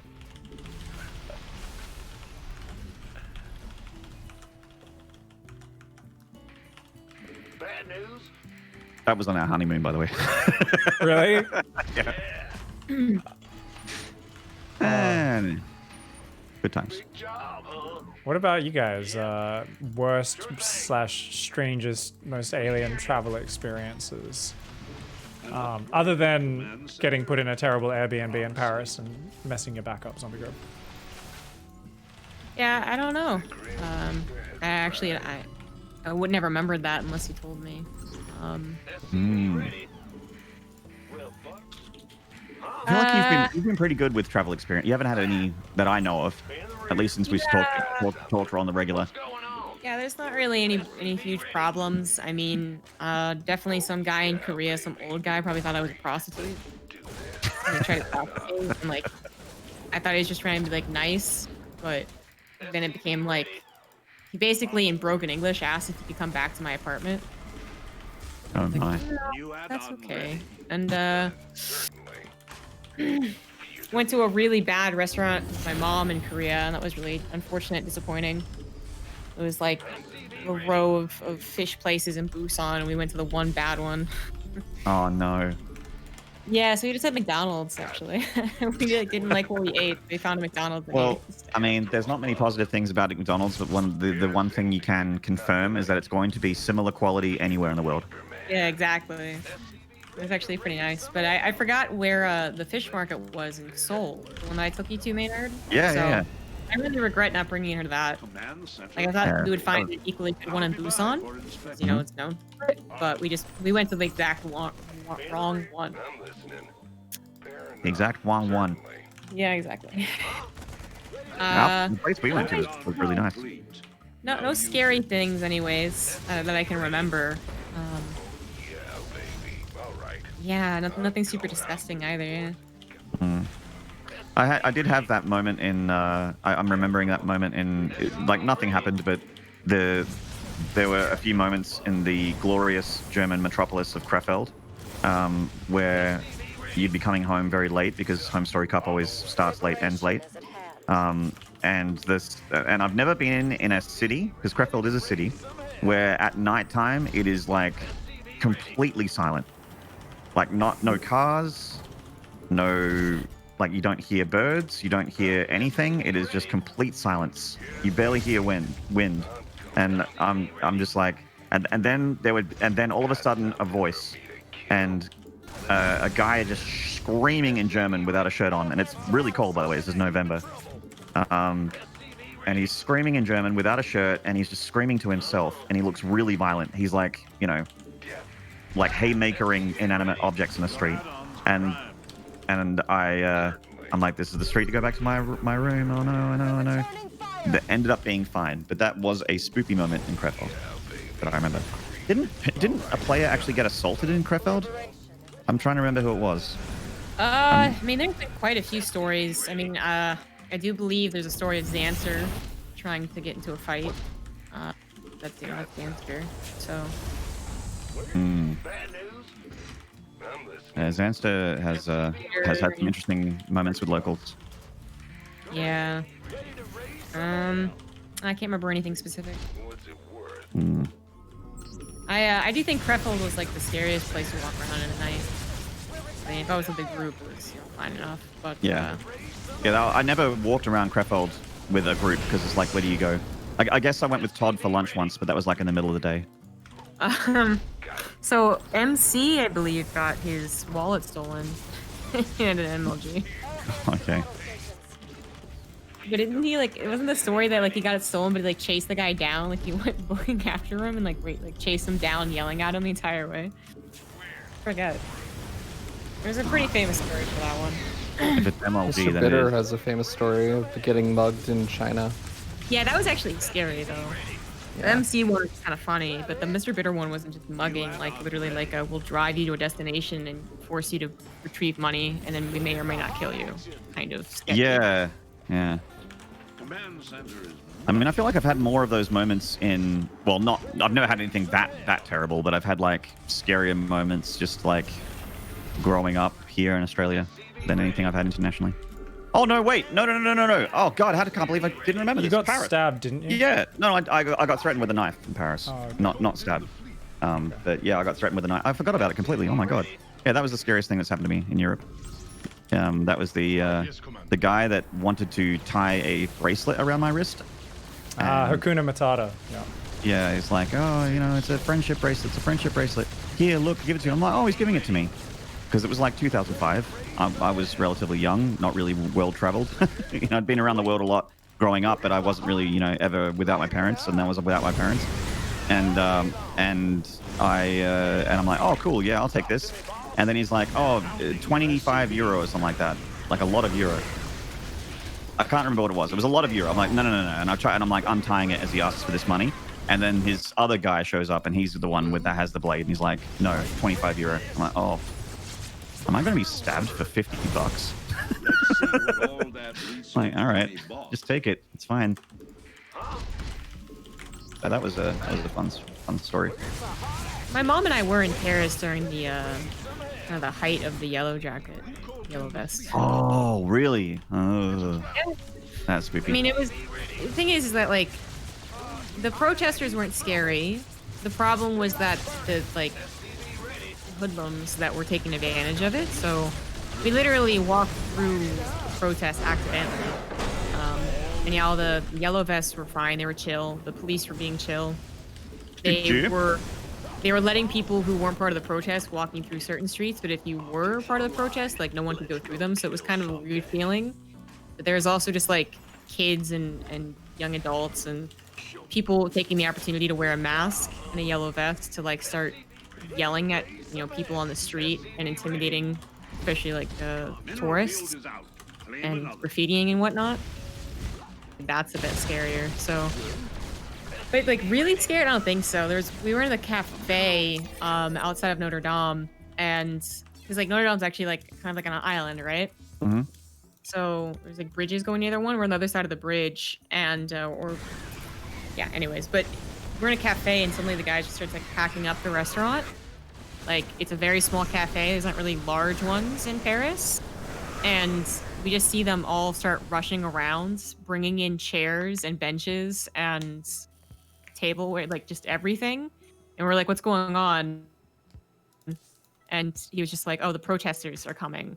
So they're making sure that they can't throw anything at the window to break it. So then when we left, the guy was actually really nice, and he was like, "Go that way. Don't go this way. Go that way." Like away from the protests. Oh, right, yeah. Ugh. Spoopy. Yeah, I still wasn't that scared at that point though, because I knew like the destruction of property was very different than like, the destruction of human lives, right? Oh, like, of course, yeah, of course, yeah. They're not gonna keep us hostage and be like, we have the Americans, give us $50,000. There's just a weird the- thing where you realize though, when there's that atmosphere where you kind of realize like there's normally things you take for granted with like the whole social rule set of how you act in public and stuff. And then when that's like breaking down and there's like just a bit of a crazy energy where some crazy people might try to do crazy shit they normally know they can't get away with. So that I feel like there's just a feeling about it where you're like, oh, this is crazy person paradise. There's a little bit of that. Like you can definitely feel the difference of like the actual protests though, and like the fringe protesters, the ones looking for opportunities to throw people who things. just want to break stuff.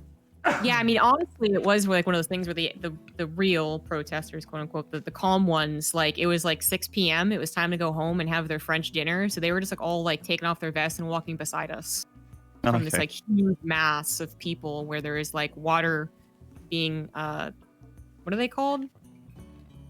Not water trucks, but it kind of looks like water tanks, honestly. Like the military comes in and they have like the high pressured water. Oh, like the fire trucks, like the hoses and stuff. Fire truck. It was actually The like human-sized equivalent of the little spray bottle for your cat when it's being annoying.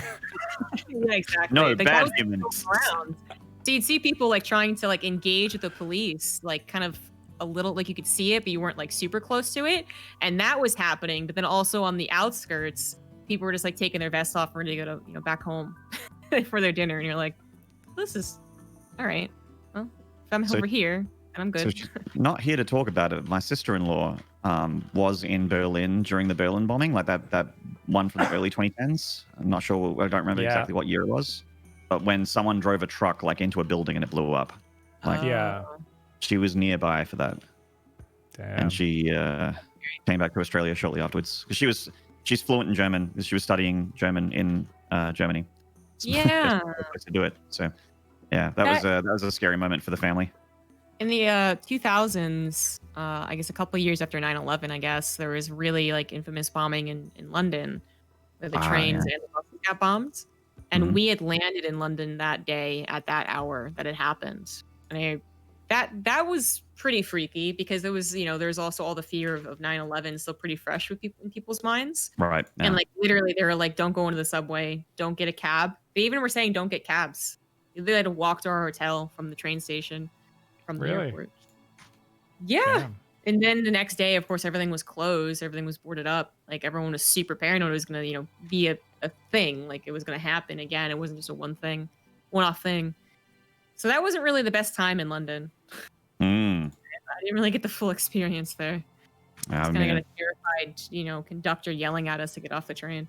I haven't been in London since that, when I was in Paris in 2005, I was kind of doing like a Europe tour. That was the last time I went to London. It's been a while. Yeah, I want to go back. My mom like gives all of her kids money, like me and my siblings. She wants, and we're like, well, we don't need it. It's fine. And she's like, well, I'm not gonna use it, so here. Like, yeah. Good old mama. So like my brother, for instance, just puts more money into his son's college fund or whatever. She's also putting into that. Anyways, I've been saving her money basically, even though she gives it to me. And I was gonna take her on like a really like lavish vacation to Ireland, Scotland, and England. Nice. But I couldn't do it because of COVID. So now I have like, I don't want to say a lot of money, but like I have a decent amount of money. It's gonna be quite the vacation when we can finally go places. Well, it's nice to have a rainy day fund and still have it after many, many rainy days. Yeah. I just I already save a decent amount. Like I never spend my money. We're all savers. Life of freelance can really be just throwing money around. So it's just like on top of that. ZD best child. Honestly, I am. Yeah, from what I hear, ZG is like Mama's favorite. She's treats Mama very, very well. ZombieGrub. Yeah. Oh my god. So Swanky Diggins has been talking about in my chat having like, I think they're like these really creepy, vivid nightmares where he's talking about like basically just like, I think it's like, I'm not sure if I'm reading it correctly, but basically it's the one where you wake up, but you're dreaming still, but you wake up in your bed, so it makes it seem more real. And there's the hag, as he calls it, appeared in the distance outside the window, and he was in sleep paralysis. And it was super vivid, and then it did the thing where it appeared closer to the window every time I blinked or looked away. It would just be like boom, boom, boom, like that horror movie shit. And then it appeared in the door frame, and I was 110% lucid sleep paralysis, zero control of my body. I could see everything around me. Oh my god, that sounds so frightening, dude. Oh my god. I mean, you guys know I don't dream, so these are the moments where I'm like, you know what? I don't want that. Sometimes I think I want nightmares back, and then I hear those stories. I'm like, no, I'm good. Yeah, I've been dreaming more recently. It's weird. Like sleep paralysis is really terrifying. Yeah, no, sleep paralysis. The thing is, lucid dreaming. When I lucid dream, or whenever I've been able to, it's been many years, I can always just shut down a nightmare. But sleep paralysis is like, that's a creepy thing, because like you're kind of, even if you're aware it's not real, you're overcome by the feeling that it's like, yeah. I find sense of impending doom in dreams is actually the creepiest thing. If I sometimes just get like an unexplained sense of impending doom, it's like really fucking weird. And then my mind goes into super hyperdrive and all sorts of crazy shit starts coming out. But yeah. Recently I've been having this weird feeling of like, so it feels like I'm being woken up because there's a blackout. Like the lights have turned off, even though obviously the lights are off because it's night and I'm sleeping. Yeah. But I just get the feeling like all the lights going off. Like I could hear like that kind of like very faint like clicking of like when a blackout happens, there's always that tiny sound, right? Yeah. Like everything's shutting off. I feel like I get woken up by that, and I'll wake up and be like, did it happen? I'll look around, there's still like the red light on my TV or whatever, and I'm like, I guess that wasn't it.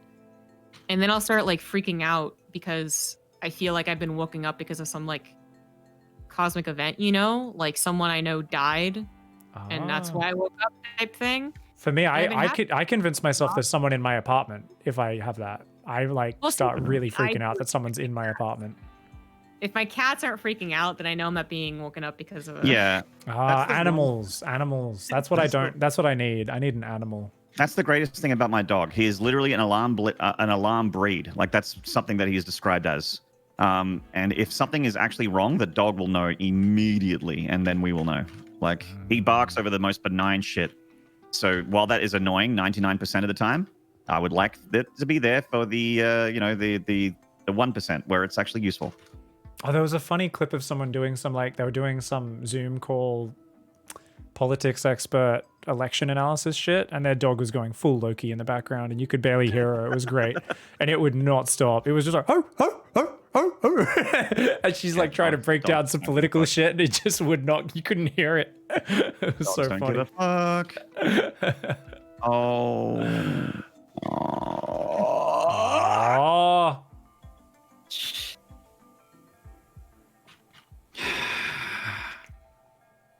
Well, there goes 40 army supply. It's probably going Colossus again. Try to travel, you'd go on a train and explore new places. See, this is a cool, like, lucid dreaming stuff people in chat are saying they've done. All I ever did when I lucid dreamed, the very couple of times I did it, was eat food and fly. Just around, like, my neighborhood streets. And shoot fireballs. One time I shot fireballs. I realized I could shoot fireballs out of my hand, which was a lot of fun. Just, like, throwing fireballs, setting some random trees on fire and stuff. But, mostly I would just eat a lot of food. Like, I love food. Like, I think at that point, that's where I realized I'm like, I can do anything I want. I'm like, I just made like a giant feast appear, like it's like a Harry Potter feast kind of thing, you know? And I just sat there and like ate all this different food for ages. And I never got full. It was awesome. And it tasted so real and so good. Oh, it was awesome. I remember having some cool dreams, like when I was a teenager, where I was underwater and exploring, and I could breathe underwater. That was fun. Ooh, I like those ones. merman. I was a merman. You guys know that Nathanius is going viral? What? What was the clip? Oh, it's his tweet. What did he tweet? He tweeted that Donald Trump's gonna like lift his command centers and put them in the corner. Okay. Well, the tweet is like I'm being serious. Like he's going viral. Oh, it's got 1,300 retweets. 6,000 likes. Yeah. Oh, wow. Hot damn. All right.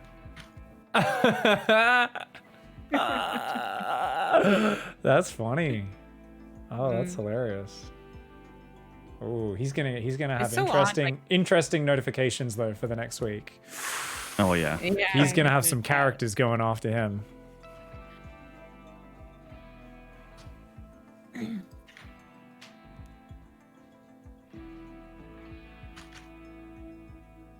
know, I brought this question up to my Discord and Barrett reminded me, so I'll ask you guys now.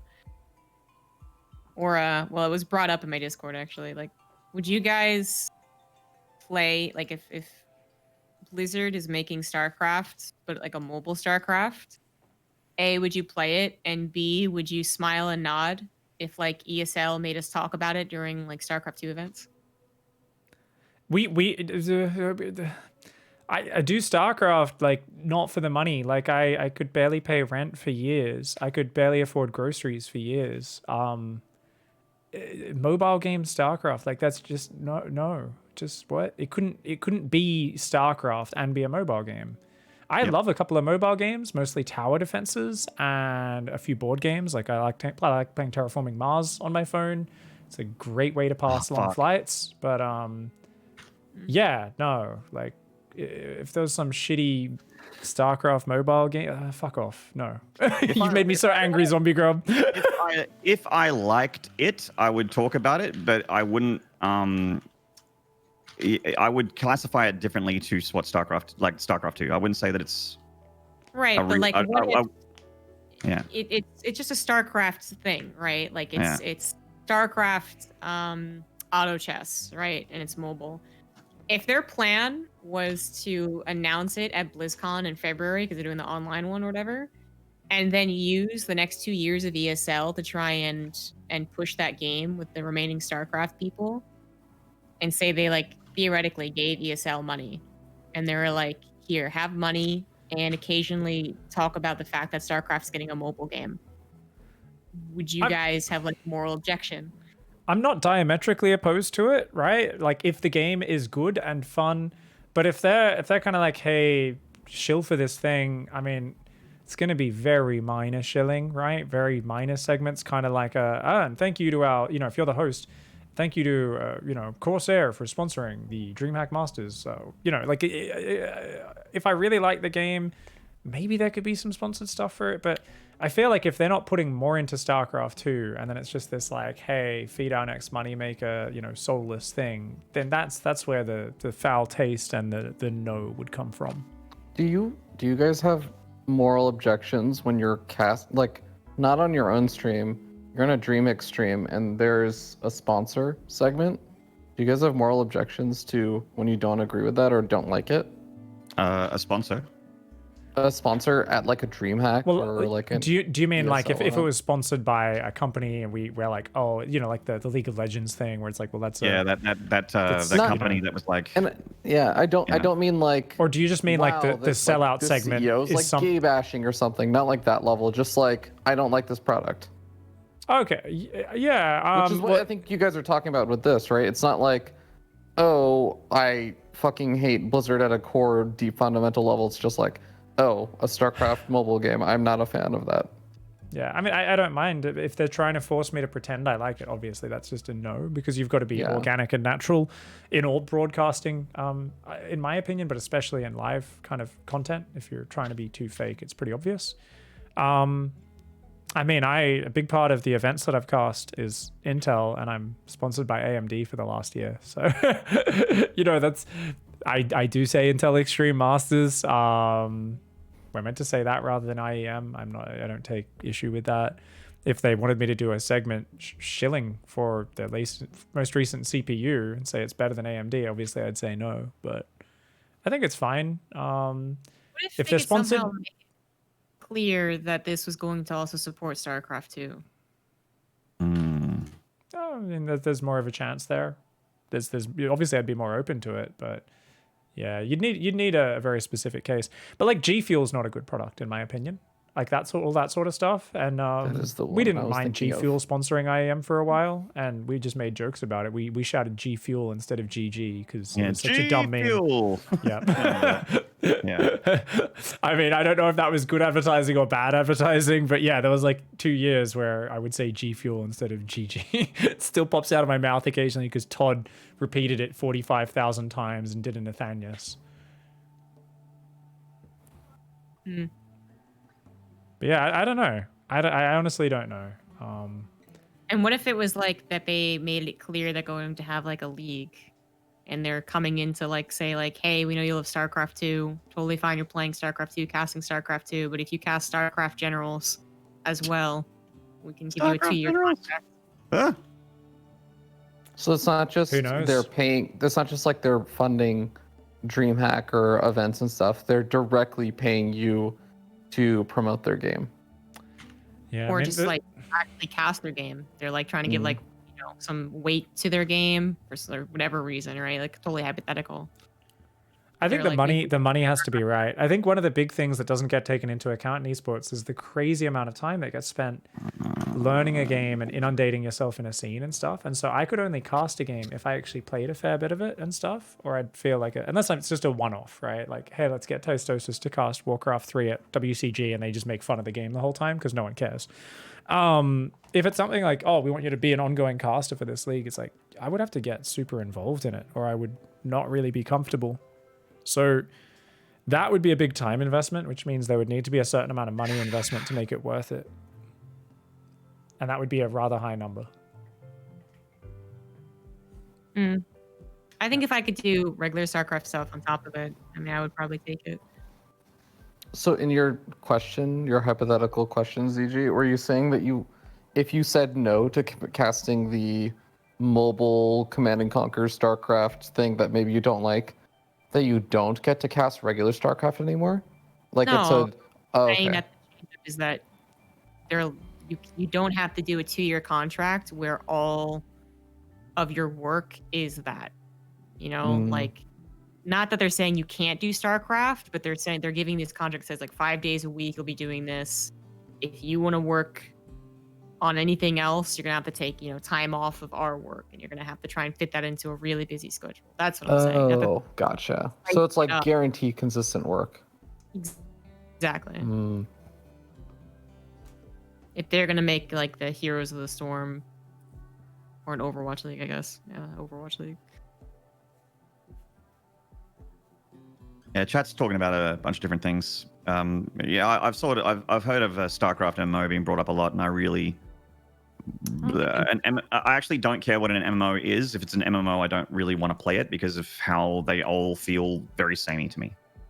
If it was pushing the buck and it was something very different, then I could consider it. But I'm very much like not an MMO fan. I can't So believe they make I was never winning that game at any point, is what I was learning in that replay. Cool. Have you ever gotten a TVZ on the backseat? Yeah, I used to get a lot. That was actually my first. I had 2 TVPs today, and I normally never get TVPs. Historically, when I got TVPs, is because I was playing a random player that accidentally spawned as a Protoss.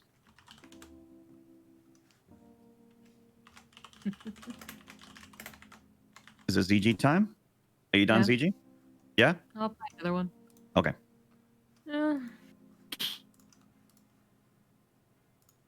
One guy made a version of the SE MMO that was briefly featured in the arcade.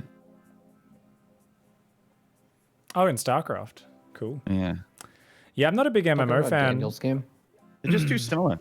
They're all trying to be like WoW or trying to do something different that's not different enough.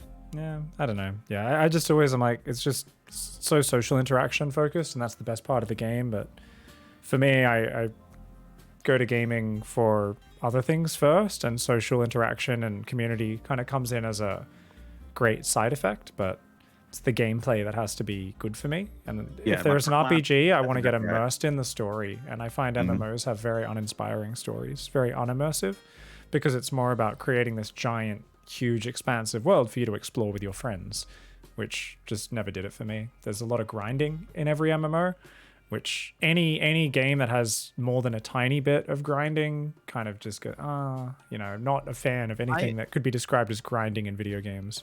I actually like grinding if I enjoy the gameplay enough. Like it has to be enough though. Like if I enjoy it a little bit, but like for instance, Monster Hunter, right? Monster Hunter is an incredibly grindy game, but Monster Hunter World, that newer version of Monster Hunter, not so much the ones on DS. Those ones I don't really enjoy the gameplay of as much. But the Monster Hunter World, which is sort of like a, making like sort of broadening it for like general audiences, I think they really nailed it. And that game was so fun that I actually did want to fight the same monster 6 times to get the mat for whatever armor I wanted, Right. So that was an example of one. And also like roguelite games. Roguelite games to me are like there's a lot of grinding involved and you slowly level over time, but if the gameplay is good enough, I will keep having runs. Like I really enjoyed Dead Cells. I really enjoy Hades. So I will keep playing those games. And I also like how it's bite-sized. You play for 20 minutes and you've achieved something. That's cool. You've made progress. Gives you some satisfaction. Yeah, I think I've just never had a game like that, I think. Because, like, obviously I'm into grinding skills, right? So it's like, I can play Dark Souls or whatever because you're grinding the skill set when you repeatedly do a thing. And often you grind for a drop as well in Dark Souls as well. Like you want a Titanite slab or something to max out your weapon. Sometimes the game gives you some, but eventually you'll have to just fight the same mob that has a 5% drop rate, and fight it over and over again to get that thing if you want to max your weapon out like that. Well, I mean, but maxing your weapon is for noobs in that game anyway, Maynarde. So, or for level 1 people that are trying to finish the game on level 1 and need every single damage point. Or for that, yeah. But no, I understand. That's just, I'm with you though. Oh, okay. All right. There's a Ling Flood boy. Yeah. So that's it. Like practice in any game where you're improving your skills to something. Like I absolutely love skill grinding. Even tower defense games, when I've got to do the hardest challenge on a tower defense level and I've got to practice it over and over and optimize it and try different strategies. I find that stuff interesting. But anytime where the challenge becomes mundane, that's what doesn't do it for me. That's always where I lose interest in every game, is where it's, oh, I'm going through the motions. There's no more, hard, exciting challenge here. So that's my own thing. That's what I game for. Mm-hmm. Fair enough. Gameplay is primary for me. Secondary is like things like sound design, environment.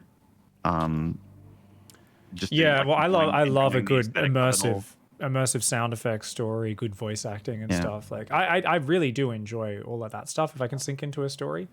But on its own, it's usually not enough to keep me engaged through a whole story. I need the gameplay to be good as well. Yeah. I haven't played Baldur's Gate 3 yet, but I'm a big Baldur's Gate fan. Apparently it's out for early access. Yeah, you get to play like one chapter or something, I think. Yeah, apparently it's pretty lengthy. But I'll just wait for the full thing. I don't really like early access as a concept anyway. Yeah. Yeah, I like to get my game all at once. Yeah.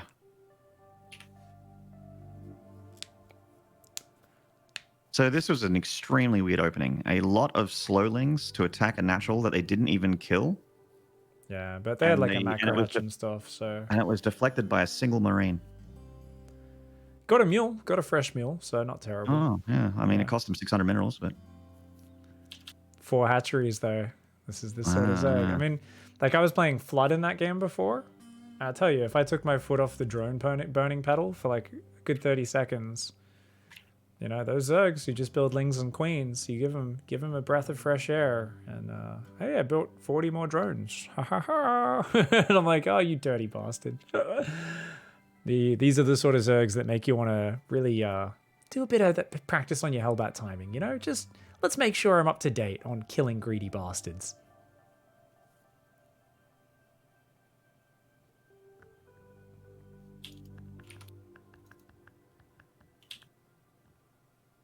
Hellbats. Oh, ho, ho.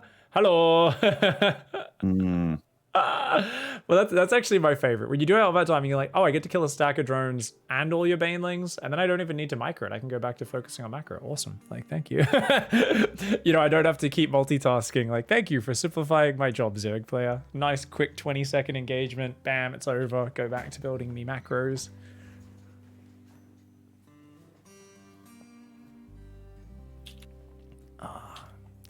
Any plans for this weekend, gang? For my weekend, actually, no. We're very much winging it. Yeah. I usually don't stream on the weekends. I'm always like, there's a chance that I will, but usually the answer is no. And I try to be like, I don't know, present offline on the weekend for the most part. So I think maybe just hanging out. It's kind of up to Wifey what she wants to do. That's cool. She's had a hard 3-day work week, you know? That's the way. That's the way.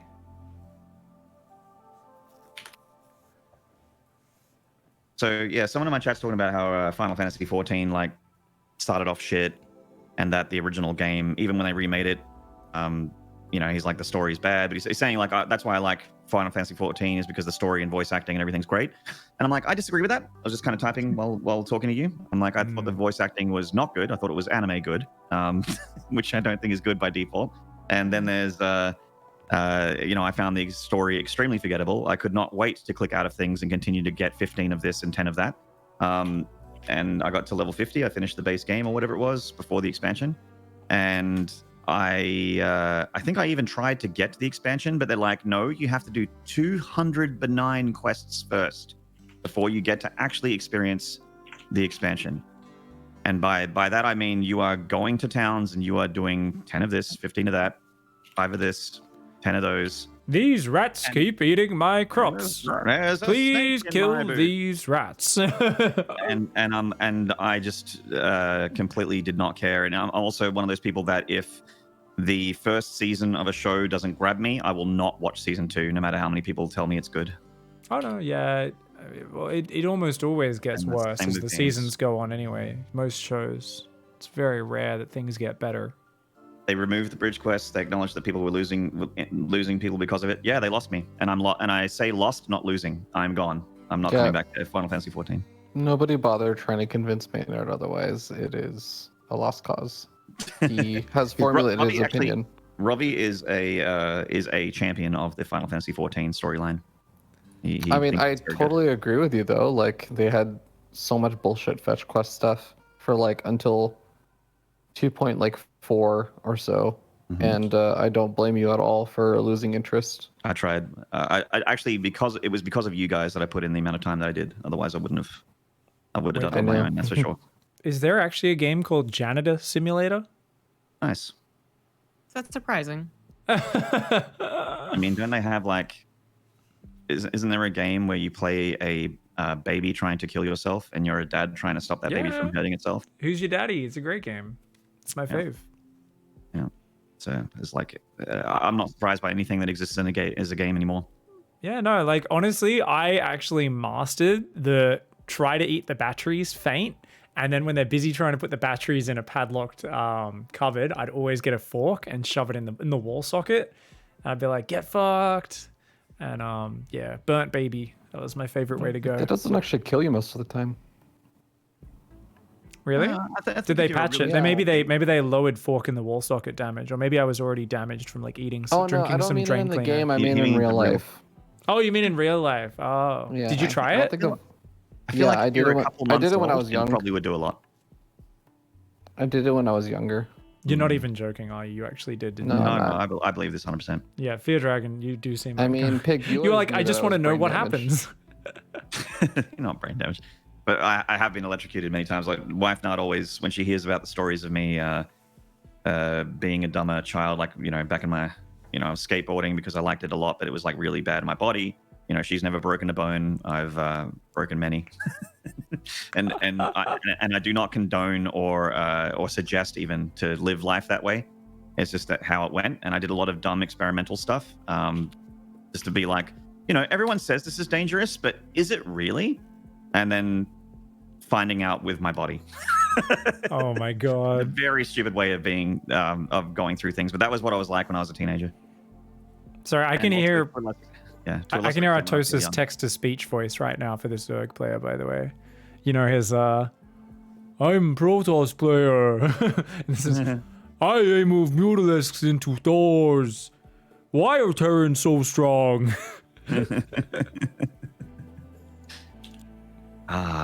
So was this guy just playing like a little bit of tech shift bingo, playing hide the spire? No, I didn't hide it. I didn't hide it. No, it's just one or a few too many muters, yeah. Oh, apparently Janitor Simulator is the it's the on the down low nickname for Final Fantasy 14. Okay. Okay, all right. I mean, that's what all MMOs feel like to me now. When we talked about MMOs before in gameplay, I'm just like, this is what it feels like to me. It's like I'm just doing, you know, 10 of this and 10 of that. And if I, you know, at least if I go to the kitchen and wash dishes, it's productive. But if I do it on a video game, it's a little bit less fun. Yeah. Yeah, apparently the fork is nowhere near as because the wall sockets are only 110 in or 120 in the US. Oh, I did So- in India. It's 220 there. Oh, okay, you did in India. Good smart man. Yeah. You got the full test off then. Scientific. Yeah, the full voltage. Yeah. So annoying. Yeah. Some people go the full Monty. Ravi goes the full voltage. Yeah. I don't think anything's coming out of those factories in the top left. It seems hard to get things out of there. Maybe that's just me. What was the game? Who was the game we cast where the person got their shit stuck in the base? Was it Razorblader, Maynard? I feel like it was. I think it was like one of his TVPs. So you just could not get tanks out of his main base. Might have been And he was like lifting buildings, landing them, killing add-ons, realizing it still didn't open it up. It was like, oh, it was so painful to watch. Might have been It's not a Azure. surprise. Might have been Azure, actually, yeah. That's annoying. Oh boy, yeah, it's a lot of murders. Why we weren't attacking. And he just literally waited, and then I was like, is he even gonna do it? And then he did it, and I didn't think he was gonna commit. Then he committed. Oh well. Oh well. All right, guys, how are we feeling about another round for this incredibly I'm high good. energy, enthralling? Yeah, another Yeah. one.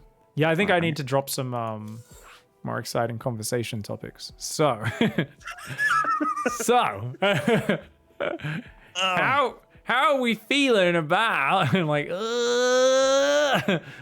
I've got like the flashing thing, and I'm like, which one will the wheels stop on? You know, wheel of drama, wheel of dramatic topics that should not be talked about. I am actually like, I'm going to be real with you. I am like, I've been in a state of perpetual exhaustion for at least a fortnight, and I can't even think of anything dramatic that I even want to touch. The Twitch thing definitely is like super relevant. Everyone's exhausted with election garbage. I really don't want to talk about that. Oh man, like, oh god. I guess we'll have to actually backseat people. Man, I liked when this show was just a talk show. And then like the game just happens in the background and just like, yeah, GG. So anyway. Yeah, I'm just like, oh, my brain is not firing on all cylinders today. No worries. I was like that yesterday. I got Have you- way more focused today. Good sleep last night. What Have were you saying? tried the Have you tried the Eternal DLC? Did you confirm that you have it, Pig? Can't I remember. do. I haven't tried it yet. Yeah. No, I'm, Ah, okay, I'm looking okay, forward okay. to getting some time, some proper gaming time. Should So be what were good. you? And what did you say you were going to do for the weekend? Just chilling actually. But some of my friends are going for a hike, but I've been so busy. Like I'm kind of like, shit, am I gonna go? If I go, I need to buy a new sleeping bag, and I'm like, I might just take the weekend just for a really like recover, get all my house admin shit, and you know, do like one of those super maintenance-y adult weekends where I make sure everything is sorted so that I can be like mega relaxed next week. See, most of my weekends have been very adulty lately. It's like, you know, cleaning the place, getting shit done, administration, garbage. It makes the week good. Makes the week good, you know, if you get that shit sorted. You know, I don't like having shit hanging over my head. I'm not sure if Grabin's serious. He says, "What do you think about the hentai ban from Australia?" I don't think that's a thing. I would have heard about that, right? I mean, if you were in the circle, maybe. If you partook. I feel like I would have seen some memes about it, but maybe there's been so much other news. I don't know. Oh, yeah. Nikolai is asking what's with Livy B, and I'm like, what? And he says she mentioned on Twitter that she deleted her VODs from Twitch. This is the DMCA thing. That we're talking Oh, about. that's everyone. Yeah, everyone's deleting their VODs, or at least a lot of people are. The DMCA, for people that aren't aware, is a Twitch/music industry thing. There's big labels wanting people not to play music that's copyrighted. Yeah. It was always coming for a long time, but there's been a bit more kind of auto checks and things lately. So Yeah, and you There are can a lot of get people- you can get a DMCA strike and be fine, but if you get 3 of them, your channel's deleted, and there's not really an if and or about it. There are a lot of people who just are not deleting VODs, though. They're just going to sub-only VODs because the program that's doing all the, or like the applications that are doing all this stuff are not owned or run by Twitch. Oh, so if you sub only your VODs, the program can't see the VODs. You can't check. Yeah, you it's mean. just scraping through Twitch stuff, like through public viewable stuff. So a lot of nobody's that we know of has been copyright struck or DMCA'd for a VOD that was on sub only, but you still have Yeah. to delete your clips. I went sub only, and we're deleting clips monthly as well. Not that I play copyright stuff anyway, but yeah. You can just disable clips, I think. Clips are great though. Clips are where all of my downtime content comes from. It's one of the best ways of finding other people's streams and having your stream spread through a community and stuff Is it? clips. Would- I always have I a mean, section you where I watch want- clips. Would you want a bot, or would you trust a bot that if enough people type like a command in chat, like / clip, that it would actually just clip that on your account? But I don't play Didn't- copyright content anyway, so Yeah. you know, a lot of people are like, oh no, how can I keep using other people's music? Oh no, you know, it's like, well, I get if you're doing like live content, live, you know, walking around IRL shit and stuff, like in some music plays in a store, like, okay, yeah, that's like, Or that if you're a actually Just affects Dance you a lot. streamer or something like that. Yeah.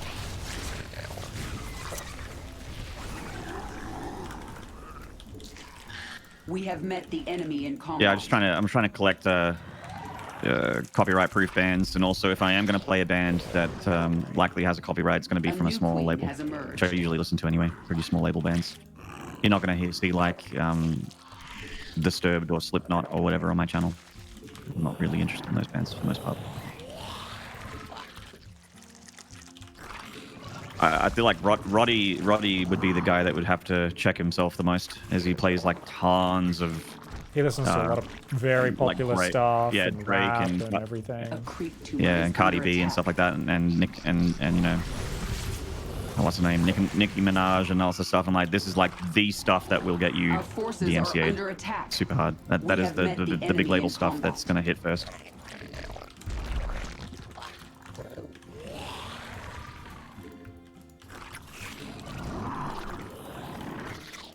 They got rid. I think they got rid of Twitch Sings because of this A thing, new right? queen has emerged. Our forces are under attack.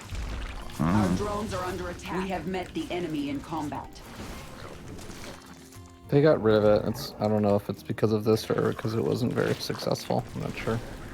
Yeah, maybe. I mean, that's what I was asking. It's like, it seemed like it wasn't. It kind of fell off as well. Just not many people were doing it. Our forces are under attack.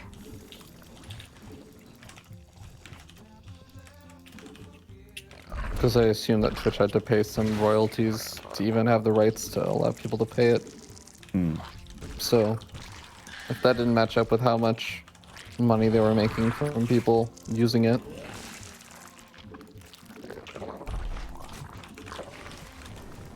Oi! This is my base, bro. Leave. This guy. What a dick. He's even watching the Liberator. Oh my god. Yeah, try hard, virgin. Not a diamond player confirmed. Amazon has a music service. I mean, I feel like it's so much more complicated than just like you sell music Unacceptable and command. you let everyone use Unacceptable music, command. right? Yeah, I mean, we could, like, potentially we could buy the song, own the song, or rather, you know, own the CD, and then put the CD on our computer and listen, or like buy it on iTunes or whatever, play it through iTunes, and we'd still be banned.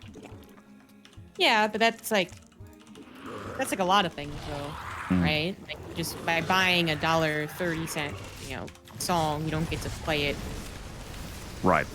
on your own concert and charge people to show up.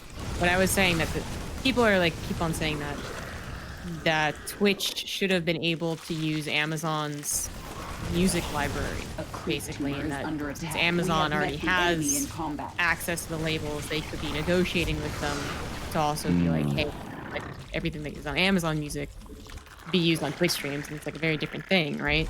It's very different to be like, here, buy music, or have Amazon Prime and have access to this, versus now you give access to everyone else. Yeah. So I feel like they should be trying to make something happen, but just because one thing has one thing doesn't mean the other thing has it. Right. Yeah. So as like mentioned, as license to pay distribution is different to license to broadcast. Yeah. A creep tumor is under attack. Also, as much as people like to say it isn't this way, Twitch is not the same company as Amazon. Our forces are under attack. Right. It's not actually like snap the Mineral fingers, cluster depleted. We have met everything the enemy crosses in over combat. now. I guess similar to like Blizzard is an Activision. Oh, it's slowly becoming Activision. I mean, yeah, that's already happened. Yeah. It took a long time. I think they were bought by Activision in like 2008 or something like that. So it took a while. The mineral field but, has been it's happening. depleted.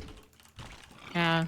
The way they went into a one warning system is a very abrupt Mineral feeling. field People have been depleted. warning people for years, though. Yeah, this Like, is it was always Mutation so begrudgingly like, oh, we're, you know, maybe eventually, but now it's not a big deal enough. Our And suddenly became a forces big are deal under enough. And attack. people surprised Pikachu face.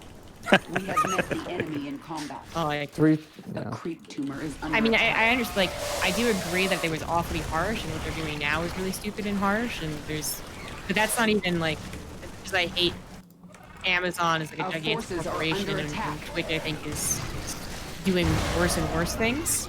I mean, we went from, like, 4 or 5 years ago having Twitch Prime be just, like, the gift to streamers, to being, like, actually, We have it's met the just enemy in combat. basic bad for viewing. But anyways, I don't think this is Amazon's problem. It's legal. It's the law's problem, right? Like, they're basically just coming in and being like, we refer to you guys as we would anyone Our else. forces We don't are care under about the attack. nuance of the fact that StarCraft 2 sounds are going to be in the background. It's like, we don't fucking care about that, right? They're just coming in and doing what the law says they can. Or that they should be doing, actually. It's not even that they can. It's like, it's what they should be doing to protect their content, right? Even though it's, again, a lot more nuanced and stupid than that. I do have some friends in the music industry that are basically saying that it's also very hard as a musician these days to make a buck because of music streaming services and that sort of thing, and the bigger bands rely very heavily on the label as like an aid almost to find avenues of income for the band, because obviously the more the band gets, the more the label gets, and it's very like a when you play a song on Spotify, the band gets very, very, very, very, very, very little. Yeah. And like kind of similar to ads for us. Like it's pennies on the dollars, and they would rather you support in a different way, like buying tickets for a show, which you can't do because of COVID, or or you know, or getting merch, or you know, buying a physical media or something like that. Yeah, That's the only way they can really make money. they really wish they could go back to like albums. Which I know, like for instance, all the retro wave I listen to, they commonly run out of stock of like their finals. Yeah, finals. Yep. They get a lot of money from that. So I don't know. It's my point was that it feels like it's a trickle down effect of just like really crappy understanding of how the world works right now, right? But We have met the it enemy is in nonetheless combat. like the world. Mineral The field law is depleted. crappy. People are going to say that the law protects them when really like it doesn't. There's a whole lot of shit Our that goes down forces are between under labels attack. and actual music artists. There's a lot of shit going down between going to Twitch and so much shit. But I'm not The necessarily. mineral field has been I depleted. don't know. I'm not necessarily surprised or angry that it's happening. I'm just like, yeah, that makes sense. We have met the enemy. Me in too. combat. Like the DMCA is not. DMCA thing is something that I'm not fighting. Like I'm not gonna sit. I'm not one of those people that are like, this is terrible. I want my music back. I'm actually no. I'm like, no, I get it.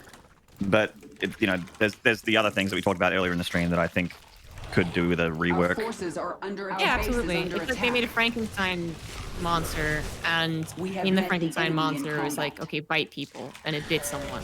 And you're like, fuck Frankenstein's monster. Well, I don't know. It's actually, this is the way it was made, man. Maybe just like go back and make Frankenstein's monster better. What the fuck was Frankenstein's monster's name? Drones. I think it was just Frankenstein's monster, wasn't it? I guess so. It didn't really have a name. People, Yeah.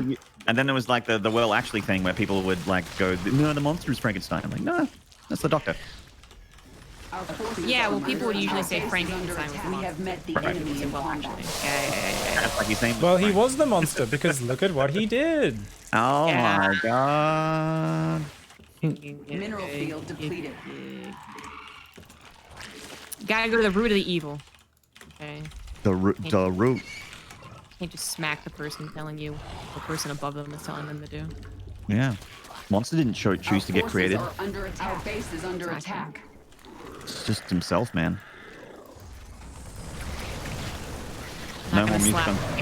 when it doesn't have Tumor skin. is under attack. You don't actually know Mineral that though. cluster depleted. We don't We have actually met know the if there's enemy a in choice in combat. being created.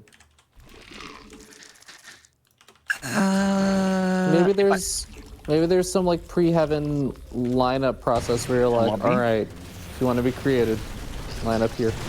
Yeah. I mean, you could be right. I do like all the comics that make fun of that though. There's like a it's gonna be funnier in the actual comic, but I'll explain it anyways. But like a 4-panel comic where like a baby is born and the doctor's like, it's gonna grow up and have a family and you know, pay bills have and met put a the wonderful enemy in future for it. And the combat. baby does that like really like derpy, like angry look and it's like, what the fuck, I didn't sign up for that. Yeah, so Mutation. someone is asking no more forces music are on Twitch. under It's not attack. no more music on Twitch. The mineral There are a field bunch has of been bands depleted. that actually have said very publicly that they won't be Our seeking base is under attack. that thing because that's something that a label does. The band isn't doing it. The band's label is calling the copyright because they can. They have the power to. I think Yeah. my fear right now is that Our it's forces not are even the under label. attack. It's these third. It's like because the Right. labels aren't writing scripts that are going through people's thoughts and stuff. Evolution complete. These other people are, and I'm wondering where is their source on that, and also what is the process for them to actually issue these DMCA's and flag it to Twitch? Because who's to stop someone else from coming along using the same or similar process, but just doing it with more content than the record labels have even actually asked them for? Because they can just mineral field do has it been depleted. either to be one, an asshole, or two, say, hey, look, we're already doing this for you. You should pay us for it or something. Yeah, that's the other scary thing about it. It's like no one's really patrolling the strikes, right? It just like a bot apparently says like this got played, and then you get a warning. And if you do it 3 times, you're banned. But there's no like context given, and that's the problem with YouTube, right? Is that even though they technically have something where you can what's the word? If you get copyright strike, you can retaliate. You can You Rebuke. can. Yeah, I had WCG claim one of my games because it had a random player. Like that was in one of their WCG finals games. tweets. They're like, "That's our content," and the bot just like tagged it. And yeah, no one responded to me from WCG. So Yeah, exactly. because there's no one there doing it. They've just paid someone else to go claim their rights. So my VOD just gets demonetized for a full month because they have a month to respond to me saying, no, that's bullshit. The video gets no money on that time. They never respond. They're never aware of it. And then I automatically win the claim because it's not contested. And I'm like, motherfuckers. I don't know YouTube very well as a YouTube creator. I'm a like notorious YouTube user, but a creator not really much. So if your video is demonetized for the first month, isn't that when the majority of the money of the video gets made? That's the video becomes worthless. So what you have to do is you need to unpublish it so people can stop seeing it, and then you post your finals cast of Cyril versus Maru a month later, and everyone goes, "Why is this video old?" And you go, "Well, it was in copyright copyright zone, man." Damn, dude. So you basically have just has removed any monetary value from that video if it gets contested, even if they don't respond. Yep. Damn. We have met the enemy in combat. Why do people make stuff on YouTube again? The problem also with YouTube is that there's also not a great system for ensuring that, like, let's say that Maynard, you made some music. They're after my I drones. buy your music or download it or pirate it or whatever. You have your music on your YouTube. We have met the I enemy just in decide to combat. upload your music to my YouTube, say I own it, and now I can take down your videos. Wow. That's Our also a forces problem are right under now. attack. Goodness gracious. So what you're saying is start applying for web development roles and We have met the stop enemy being a in content combat. producer. Got it. All right. Copy that. Careful. That would be terrible because I like what I do and I like to Our keep doing it. drones are under attack. Creep tumor Companies, is please. under attack. Make your own website, buy a server, host your own videos. They're after my drones. I might have to. Mineral feed. Every view on this video gives me $5. Investors, please join my site.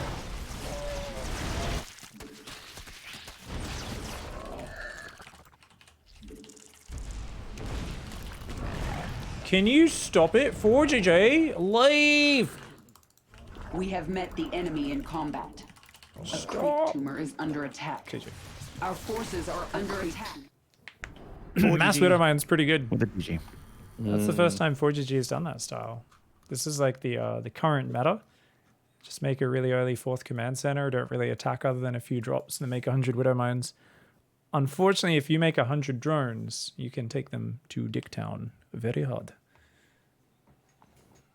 Unless they don't let you get there and like that game. Yeah, well, he kind of did. I just played a bit too safe, I think. Would you find friends of mine like me to play another video game? Yeah, you do it. All right. Onomas. Thought I was winning? No, he was on 4 or 5 bases, so if TERRAN has a 4th base up, they have a crazy income. Killing a few workers doesn't really impact it. Yeah, unless you actually kill a planetary. Hey, Pig. Yep. I know that it's not an actual feasible real idea, but just curious for the math.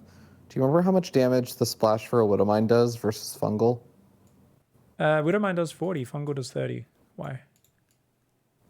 I was just curious about the. But the Widowmine has value of bonus to shields. Neuroparasiting a Widowmine to fire on the rest of the Widowmines if they're clumped, versus fungal. Widowmine It's a with stupid neural is idea, though. confusing because Widowmines are one of the only targets that will still shoot your own units, I believe. If I remember, no, it's. Oh, what was it? Okay, so the scenario was if someone neuraled your units, their enemy's Widowmines will still shoot them, or something. I can't quite remember. There's a weird interaction with Widowmines. You probably remember what it is, right? It has like a damage drop off the bigger the radius, you mean? Like the. No, I mean like when you neural, like normally neuraled units won't attack your other units or something or whatever it is, or like units will automatically attack them. But with Widowmines, it doesn't. It's like the one unit that doesn't have that rule. So you can like neural someone's Widowmines and they still won't fire, or they will still fire on your own units. There's something weird. I can't quite remember what it is. I don't remember either. I remember that I probably have a YouTube video where I went over it. It's like, but it's I've so never old. seen a Widowmine fire on another Widowmine. Yeah, that's what I was about to say. Is that I've seen a lot of unit interactions in StarCraft 2, but I've never seen anyone neural a Widowmine, and I've not seen a Widowmine shoot other Widowmines. I Yeah. only see it in mono battles. Yeah, you know, I figure I would have seen it there, but I don't think I've gotten Widowmine v Widowmine. Yeah, because they would. Because They they're both exact just same end up range, and they would cloaking both most of the one-shot each time, other. but yeah. Yeah, you gotta always scan. It's kind of dumb. Thank you very much, TvT, Grabbing hooray. Time. Thank you for the sub, mate. Welcome Excellent. back. Guys, have I spoken to you at all? Like, have I ever mentioned how much I really enjoy this matchup? Yeah. Oh shit, he's already in game. Yep. Why I gave you 20 for Christmas. Christmas Day, you're gonna ladder, and it's gonna be 20 TVTs just for you. Yay! I'll get the gift and I'll see. Here's 20 TVTs. XO Zombie Grub. Oh, And on the third day of Christmas, my true love sent to me 3 TVTs, 2 Protoss cheeses, 1 cannon rush, and a dirty circling in my base. Yeah, oh my god, I won! Yay! so good, Maynard. Doesn't You matter, couldn't- still counts. Beat my 14 SCP build. I'll queue another game. Thank you, Tacarix. Thank you for the 18-month resub. Much love, friend. And a guy. Maynard plays Terran. 13, 12 ZombieGrub plays against everything. me. FearDragon always plays wonder Protoss, what but he's those not people- streaming today. We're doing that they took that long to actually decide to forfeit. If they were just AFK or what. I think they're usually AFK. Just walked off the Came board, back drink, also sat down. finally checked the race in the upper right. Maybe that too. Mm. Well played. You know, it was like Well 3 years into StarCraft before I knew you could do that. Surprising. People Like still one don't know game, I got really upset. I was like, dude, can you please tell me your race? And they're like, are you kidding? And I was like, no, please, like I didn't see the loading screen. And then they're like, you know, you can click there. And I was like, "Whoa." No. It's okay. You didn't play this game professionally. Yeah. For a little- Luckily, definitely you only played this game 12 hours a day, Pig. Well, you know, I was professional. Kind of like there's professional weed dealers who don't wear t-shirts on the train station and always talk like this. I was that level of professional. Is that a thing in Australia? Yes. Train Yeah. stations specifically are the breeding ground. Okay. Yeah. All right. I'm gonna Well, add it's this like guy. it's like the Tinder of a certain type of people in Australia. Is like they don't have the Tinder app. They just go to the train That's just- station, see who else is around talking at about triple the volume of anyone else. Usually not wearing either shoes or a shirt or something like that. Yeah. So, yeah. Yeah. Usually, like, you know, they're not wearing a shirt, and then they're also quite dirty underneath that shirt, and it's like, oh, nah, like that kind of. Yeah. If you make eye contact with them, they will challenge you to prove their awesomeness. Exactly. Don't make eye contact. Yeah. Fuck you looking at, bro. What, you think you're better than me or something? Like, Yeah. and then it comes out. Yeah, you get a little bit worried if you're on the phone. Like if you're on the phone talking to someone and they say a joke and you laugh, but then you realize one of them's around because like you know there's like a 20% chance they'll like not understand how a phone works and they'll think you're laughing at them and they'll be like, "What, you fucking laughing at me, dickhead?" And yeah. No, I'm on the See, phone. this is why I'm afraid of visiting Australia, because I'm really afraid of the wildlife there. What you do is you don't take the train. You get driven around or you take taxis and you'll be fine. All right, this guy's got a game. Trains. I kind of feel like I missed a experience. You missed an experience, all right. Just like if I wanted to go to the deep south and visit certain areas of America, I'd get a different kind of experience. I people mean, make you'd fun of probably you. be welcome. Sorry, what Yeah, I was that, don't Gigi? think you'd actually get a bad welcome. I wouldn't get some sideward glances because of my hair. No, You get probably. comments on it, I think. Like if you went to a diner, that like a older Well. woman would be like, she would touch your hair freely and then talk about how you should wash it. But she'd do Wash it your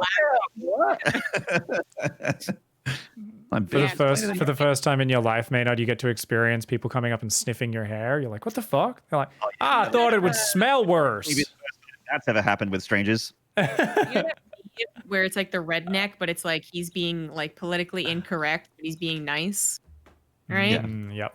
Yeah, that one. I feel like that's what you would get. You know, like they'd be incorrect in many ways, but they'd actually try and be nice to you. It'd be different if you had other characteristics. I was going to say, if I was, luckily for me, if I was visiting certain parts of the world, I am a straight white man. So, I tick a lot of other boxes.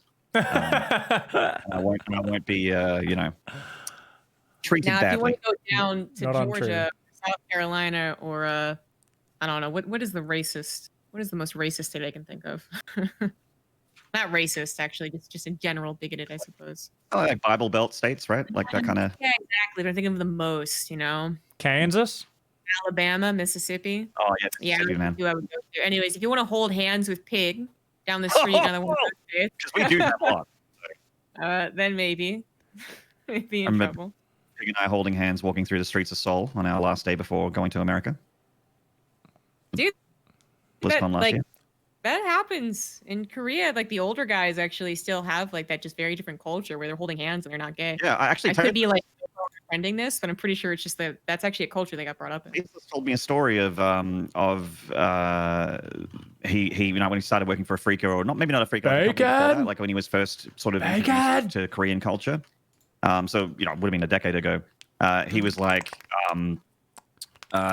he had an older guy that was part of the company, and he was like 100% sure that this guy was just coming onto him. He's like, oh, he thinks he's gay and he's trying to get me in his bed for whatever reason. And it's like, no, he's just it's very normal for them to be, in your personal space and to like be holding your hand and like apparently he went in for a handshake and just didn't let go or something like that. Hedgie? That's very normal. What the fuck, guys? I don't know how normal that is. Maxan! The last few times I've been Maxan and Hedgie, thank you so much, guys. Slap that bacon. Or Slap the somebody that's a bacon. local that will hold my hand while they're talking to me. It's Oh my just God. Measuring to see how committed you are. It's a sign of weakness if you let go. Logic Soldier as well. Sorry, guys, just going to cut out that conversation for a second. Arai as well? Oh my God, we might as well just wrap our whole body in bacon. We're getting so excited here. We might as well just get ourselves all greasy, Get it all greased up right now. We're getting excited. Logic Soldier, Arai. Hedgie, Maxan. And what the shitty fuckballs. Spud Doctor just drops 30 bacony gifted subs. Hot fucking shitballs. Oh my God. I think I need to go take a wee and dress as bacon now. Oh my God, we also got a 100-bit cheer from Mariah. Innocent Sign with the Twitch Prime. Oh my God, thank you guys. Morris. It's gifted a sub as well. What the fuck? So I've unfortunately gone gas first against a Protoss because I didn't scout if this was a Terran or not. It's a random player, so. So Doesn't matter. I'm gonna just tap out of the call for a sec, guys. I'll be back in a minute. I just gotta mute myself. My chat got excited. We hit 420 viewers, which is apparently the number of profit. And so they just all decided to go on a train, and they just gifted 69 subs as well, which means I need to dress as bacon because they've got the munchies and I need to feed them. So I'll be right back dressed as a strip of bacon. BRB fam. Congrats. Guys, this is content production at its finest. ZG's got a Xena outfit that she's going to change into shortly. It's Yeah, right. warrior princess time. 3,000 sub goal. There it is. She's got a price. Everyone's got one, and now we know. Araya7212, thank you for the prime as well. Thank you very much. Appreciate Moments it. like this, I like to think back to the earlier conversation where it's like, really don't think that I could sell out for a game that I don't like. I feel like it would ruin the integrity of my stream. Says that wearing bacon.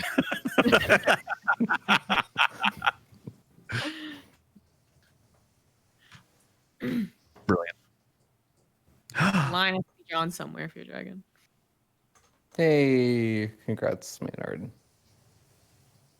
Thank you, Hedgie V. Thank you, Hedgie V. Are you supply block now? No, not quite. Oh wait, no, I'm super maxed. Yeah, I'm super maxed. It's I'm 1132 out of 1130. Not enough Vex being yes for this action. Yes, yes. You got a solid extractor trick going on. Oh no, I can kill a sentry. Yeah. No. Yeah. Bring the sentries back. Yeah. Bring the sentries back. Yeah. Right there. Yep. Great. Fantastic. Wow. Can't believe he wanted the sentries to die so badly. Yeah. It's game 2. Very sweet of him. Does the squad stream option work? We just get split into 4, don't we? I think so. 3. Yeah, FearDragon's not streaming, so 3. Oh, I actually haven't used it. Oh.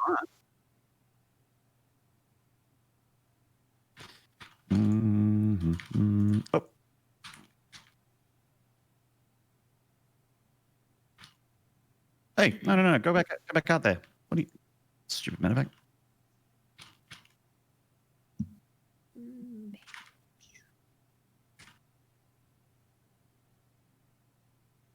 Yes. Look at the Liberator.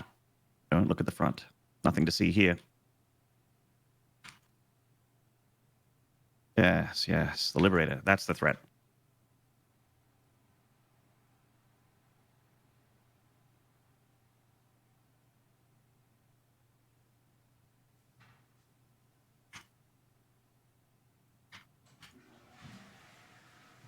This guy seems pretty screwed. You'd think that, but I'm very good at throwing games. Like, obscenely good at throwing games. Mm-hmm. Should probably just rally that stuff to the front. Yeah?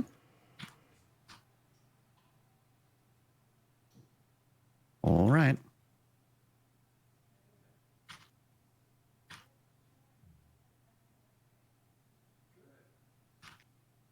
I think I take too long to do things back at home, and that's why I have a tough time with the multitask. Okay.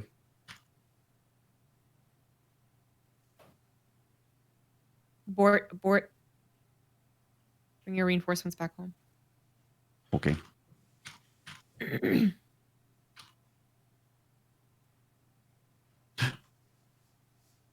not correct.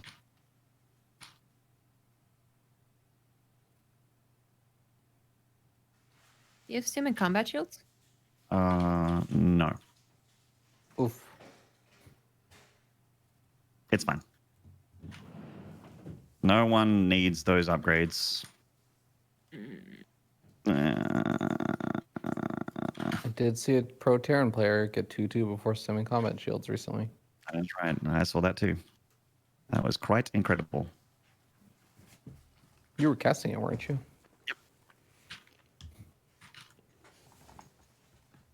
It's funny. He won too. Did you send a Marine out forward? To stuff like this. There it is. Yep. Oh, no stem. Right. I'm trying to stem. No. This game's hard. I don't know if you can afford 2-2. Well, never mind. Yeah, you probably can't. No. I would love 2-2. That'd be lovely.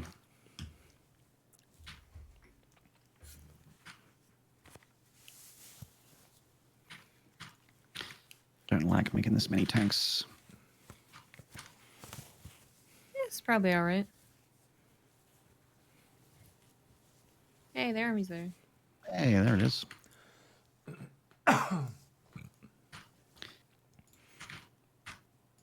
All right. It took me a while to find I am it. going to risk 2-2. I was like, shit, man, I've got all my Okay, outfits in cycling here around. behind me set up. I'm looking through them. I don't know if you guys could see hear you, me baby. moving my things around and stuff. I was like, I found me green screen onesie. I found me roach costume. I was like, where is it? It was just hanging in with me normal clothes in me other room. But I'm feeling bacony. I'm feeling greasy.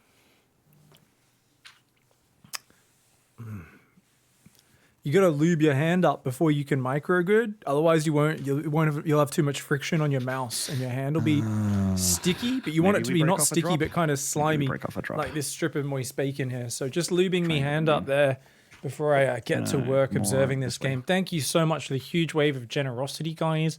The massive hype train, and I just want to say that, like, deep from the pit of Greece, where my heart used to be, I just want to say thank you for continuing to just co-opt my physical appearance for your own pleasures, and remind me that at my core, as much as I like to say I'm an expert coach, I'm a commentator of the greatest esport of all time, at its core, realistically, I am simply an internet jester. You are all the kings and queens, and I do have to dance like a monkey for you. So thank you very much, everybody. And yes, go ahead, dip your grease in your pickles. Pickles in bacon grease, delicious, fantastic. And thank you, everybody, for slapping your bacon down and letting us experience such greatness. Oh, no. Stop. You know what we really should have is we really should have the emote wall on the in-game, just for times like that. Can you guys just slap some bacon down one more time for me? Depots. Got it. There's a little bit of delay there, but I started making depots before you said anything, I promise. All right, I got 2-2. I'm going to try and push. Let's try and do something. Just for these moments, so that we can all become bacon together. Marine ahead. Yes. He's like, get out of my way. Tasty. Dude, I got to tell you guys, I know sometimes people say bacon's overrated, but I got to tell you, when you have a good cheeseburger, that strip of crispy bacon in there with the cheese, nestled between the cheese, the meat, and the sauce, we all know that is heaven. Like, that is pure sex. Yay. This guy making carriers, and Maynard has no marines. It's almost pure marauder. Only an avoiders. One of carriers, wow. Much love, guys. You're all far too kind. Carriers. Thank you, friends. You just get an arc. Oh, there's DTs. You need to warp in a bunch of DTs. Prepare scan. That's what's attacking you. Well, whilst I was making bacon, it looks like Maynard was making dead Protoss players. Trying to. Yeah, you can kill all that with a scan, if you have a scan. I do not. Oh, you scan though. Oh my god. Well, yeah, as long as you just swapped to a bit heavier marine production and Vikings, I think you got this. Is it time for 4th CC also? Yeah. I'm going to try and make another one. Oh, no, I can't.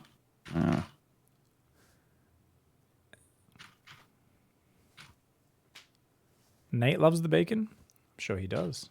He's a true American hero. That's right. Name me Americans that don't like bacon. Yeah.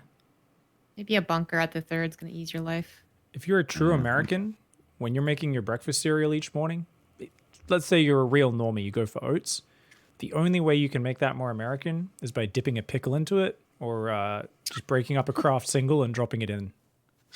What? Yeah. Pig's confused as to what Americans are. Americans are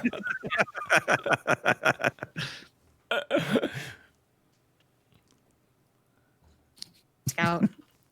Yeah. Oh. To be fair, a bit of bacon grease as well. Yes, of course. We got a scan? Yeah.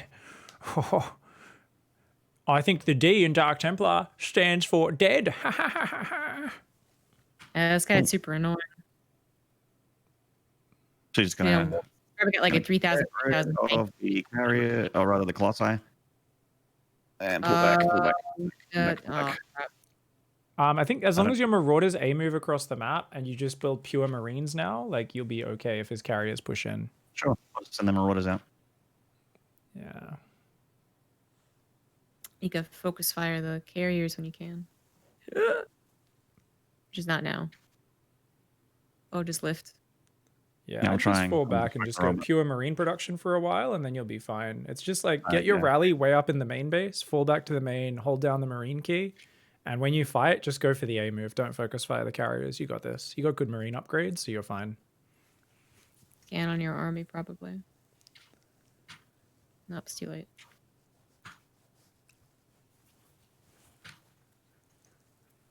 Sorry, I meant your offensive army. Oh, my offensive army. Okay. Yeah, it already died though. Is that 3-3 finishing or 2-2? Yes, that's 3-3. Oh yeah, your Marines are gonna kick. These carriers can't fight. Even 20 Marines are beating them. Yeah, I was like so worried for you. I'm like, oh wait, I was worried that you didn't have 2-2 yet. Okay. I'd be worried No. about surprises. Yeah, I'm worried about the DT. Yeah.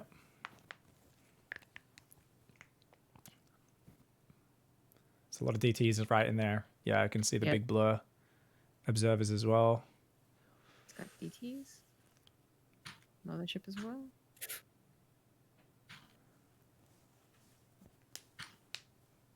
Oh, I've lost my armory. Oh.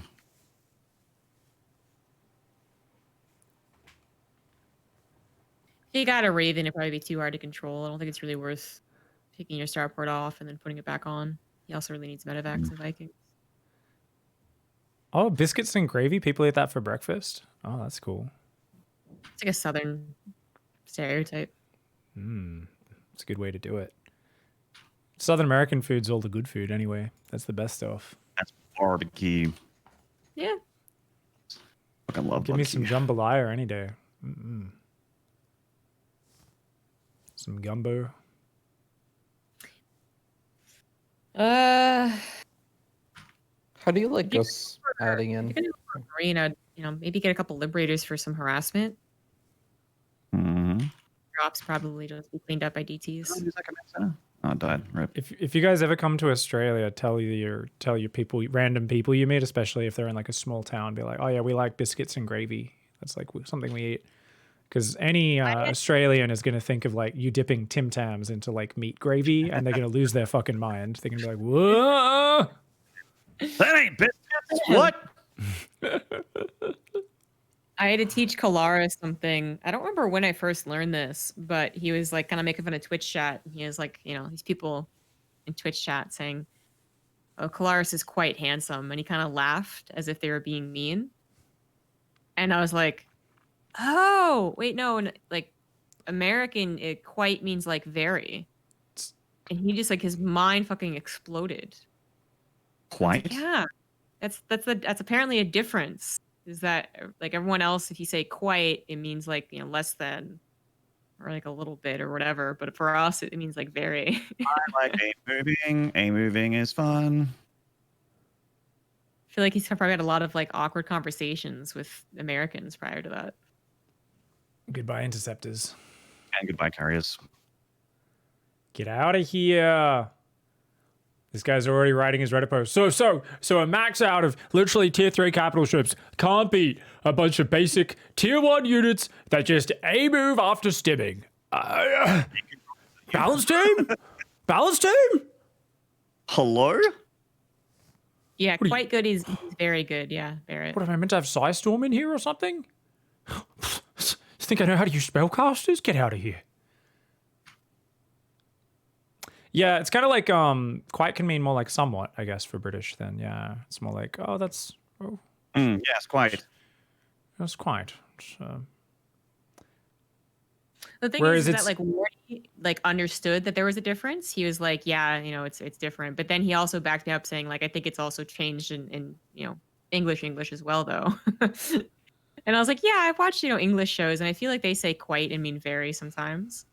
So I don't know. I guess Kalaris is on the old school English. I don't know. it's changed in the last 20 years. The old school.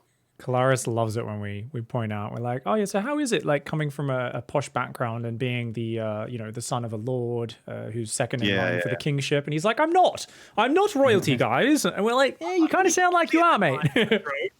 15th. I'll have you know. Fuck. Those scans going. Excellent, yeah. It really is like it's Oh, not why even. mule? Why did I mule? No. No. Very good. If like there's a DT defense, and if I said quite good, I actually wouldn't mean it as decent. I'd probably be like, oh, that was quite good. I'd actually be pretty positive about it. I wonder how many miscommunications I've had with European casts. A British person in chat says if I heard someone say, oh, he's quite handsome, then I would think they were saying someone is handsome.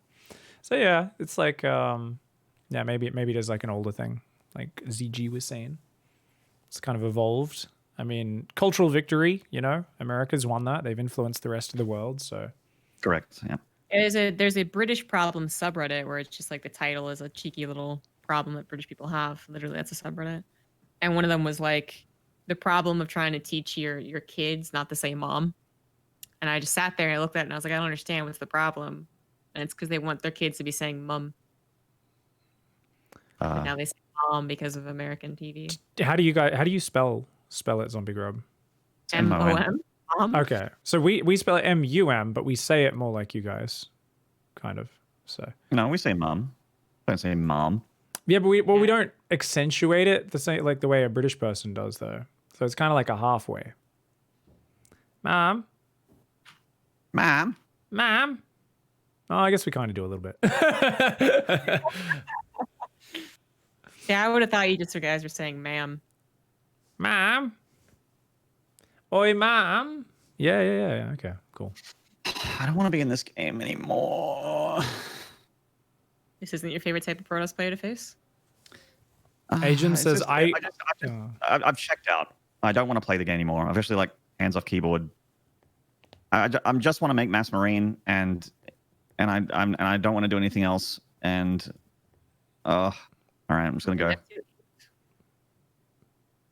Bring the boys.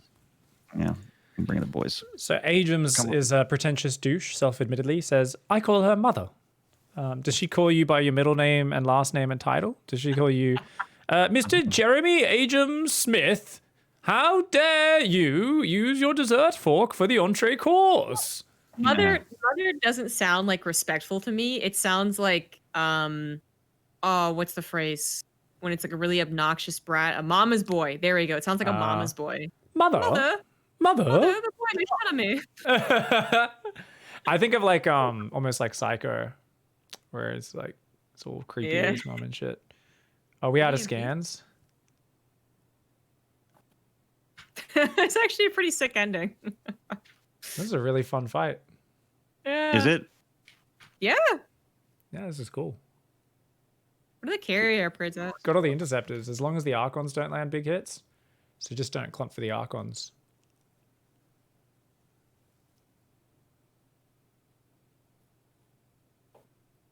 Yes. Keep scanning. Yes. Imagine if he had research storm. He did that song. You think? Yeah, I thought he did. He got EMP'd. Come on, mama. Come on, mama. GG. Close game. I am going to say, and this is going to make chat very upset, that I'm not enjoying this game at the moment. I need to figure out a way to do that. Every backseat, I've actually like enjoyed the conversation, but not enjoyed the gameplay. It's been about 2 months since I've enjoyed a game of StarCraft. Because you're not playing enough StarCraft. Not playing it enough. Maybe. If you're not enjoying the high, Maynard, you need to smoke more marijuana. That's actually clearly. it. You got to go through the door. The problem is you're stuck in the doorway, Maynard. That door's open for you. Don't stop in the door. You go through. You come out the other side. There's a whole galaxy waiting for you, man. Or you just play Protoss. I feel like a lot of people just. You are just play Aerial Ace Protoss. is correct. The only time I've been playing StarCraft is the backseat is because I've not had a whole lot of drive to. I've found more enjoyment and also really good Twitch interaction from playing games that I actually enjoy. So I've been doing that. It's a bit of a conundrum about StarCraft, isn't it? I mean, I've been pretty upfront about not really enjoying laddering that much. right. I have, but I remember the feeling of enjoying laddering. But it's just I don't know. I'm not sure what happened. I don't know. I'll talk about the newbie stream in a minute, TackerX. Thank you. Anyway. Yeah, it's just one of those downswing things. I think honestly, it's just gotta reinvent your style, right? Whenever you hit that Yeah, I point think where maybe, it's like your style gets stale. You've been Yeah. so busy casting. Like we've all had a crazy year of like the last 6 months has been a month plus of nonstop casting. And then you get like a month off, but then just when you're maybe getting some rhythm back, it's like bam, another month of like crazy hours casting. So it's actually been very disruptive with the online circuit. Yeah, just perpetual exhaustion as well hasn't been helping. At least the last 2 weeks. It's been I haven't felt like myself. Been like, ugh. I'm telling wife night about it. Oh, God. Sleep's super important, and being rested and focused. Is it my go? Are you guys down for one more game? I think it is, but I don't know how you guys going for time. Like, how are you guys doing for time out there? I don't want to play another game. I'll watch another game. Cool. Did you want to play one more pick? Then Yeah. I'll play another game or two. I mean, they made me put my bacon on, so I kind of feel like I've got to hang around for a little bit longer in my bacon suit now. So I'd probably be tapping out as we're coming up on 5 hours for my stream today, and I'm trying to get back to more reasonable streaming kind of durations because I was doing way too many long streams. But I'm queuing a game. So Chat, I didn't mean to. Like, I know a lot of people right now are like, yeah, me too, and they're saying stuff like SC2 isn't fun, and I actually disagree with that. I remember it being really fun, and nothing has really changed in that regard other than I've been playing other games that have been doing very well for the channel, and I look forward to streaming that game. With the Doom Eternal and stuff like that, I really look forward to those streams. I look forward to Backseat as well for conversation and hanging out. But the reason why I also like the Backseat is I only play like 3 or 4 games because that's kind of like what I feel like playing. I don't want to play 15 games, you know what I mean, in a sitting. But I do realize that if I did have one of those streams where I could force myself to play 15 games, I would probably find that enjoyment again. And I actually I disagree with saying that it isn't super fun to play. It is just right now I am not having fun with it. I definitely had fun with it. It's still the same video game. So I'm sure we could rediscover that spark. That's kind of the sucky thing about StarCraft is that and I guess this might be a community problem as well, but you can't really not enjoy StarCraft. Like, either you're in all the way or out all the way, but it feels like it has to be. Playing it halfway, you have to be very careful about like your wording and I guess how much of it is the other way around. It is also one of those things where I feel like so many people in the community feel the same way that surely there's enough that can relate to understand. Yeah. But I do agree. It's a scary community to say things like that too. Any other game, I feel like you took a break from it. Like if a first-person shooter streamer was like, I don't really feel like playing Apex. I just haven't liked it a couple of months now. They'd be like, fine, because he's playing like 15 other FPSs to play. Yeah, exactly. But as soon as you're like, I'm not really feeling StarCraft lately, it's like, well, then are you leaving? And you're like, are you not allowed to? You're never allowed to not kind of like StarCraft? Never? Ever? Oh shit. All right. Yeah, I did have that question where someone's like, I'm like, hey, I finished when I did the Ultra Nightmare tweet, because I really don't tweet much at all. But I've just been like, oh, I did the Ultra Nightmare thing, and also MSI was like, let's do another monitor tweet. I'm like, all right, great. So I did it, and then I had a response that was like, are you leaving StarCraft? Are you done with SC? And I'm like, I've cast 30 hours of StarCraft this week. Yeah. Like, damn, dude. Yeah. Nate, I was listening to Nate a couple of days ago, and he was doing a bit of rant at the same topic, and he was like, and I mean, it was not the best way to put it. It's kind of a Nate thing, right? But he's like, Tasteless and Artosis don't play this game. They don't stream this game, right? At the very least, like that much. And yeah, it is arguable if they even play it. And like, no one really cares. Like, occasionally you get a shit talker who use that against them, but basically everyone just enjoys their commentary and enjoys what they give. But they seem to be the only ones that can kind of get away with it. The more anyone else becomes not just a StarCraft 2 streamer, the more like in question their passion is. It's like, it is kind of an insane relationship. You either love me and only me and stop visiting all your friends, or we're breaking up. Like, can't be good. Speaking of can't be good, how about this cannon rush? I thought Pig denied it by just having that probe on tag along with the SCVs, and now it's escalated quite quickly. Oh yeah, no. It's just someone who's kind of bad enough that you kind of assume they're done with it, and you start focusing on the fun conversation you're having. Yeah. But you forget that some people are so bad that even when the cannon rush is being defended, they'll save 700 minerals and then cannon rush you. There was a cannon there that actually down at the same time. Yeah. Enemies in our base. This You guy don't want to play another Pig. You want to stick in this one? Bacon sit on. I think he's got a good couple games in him. Terran's losing to cannon rush. Dude, I've done it plenty. I've lost to cannon rush many times. How will you respond? Yeah, I mean, look, this Hellion and Reaper is actually something the Protoss can't deal with. He doesn't have units. His gateway is on the other side of the map. He's trying to... gonna finish. Ah, yeah, cannons. Yeah.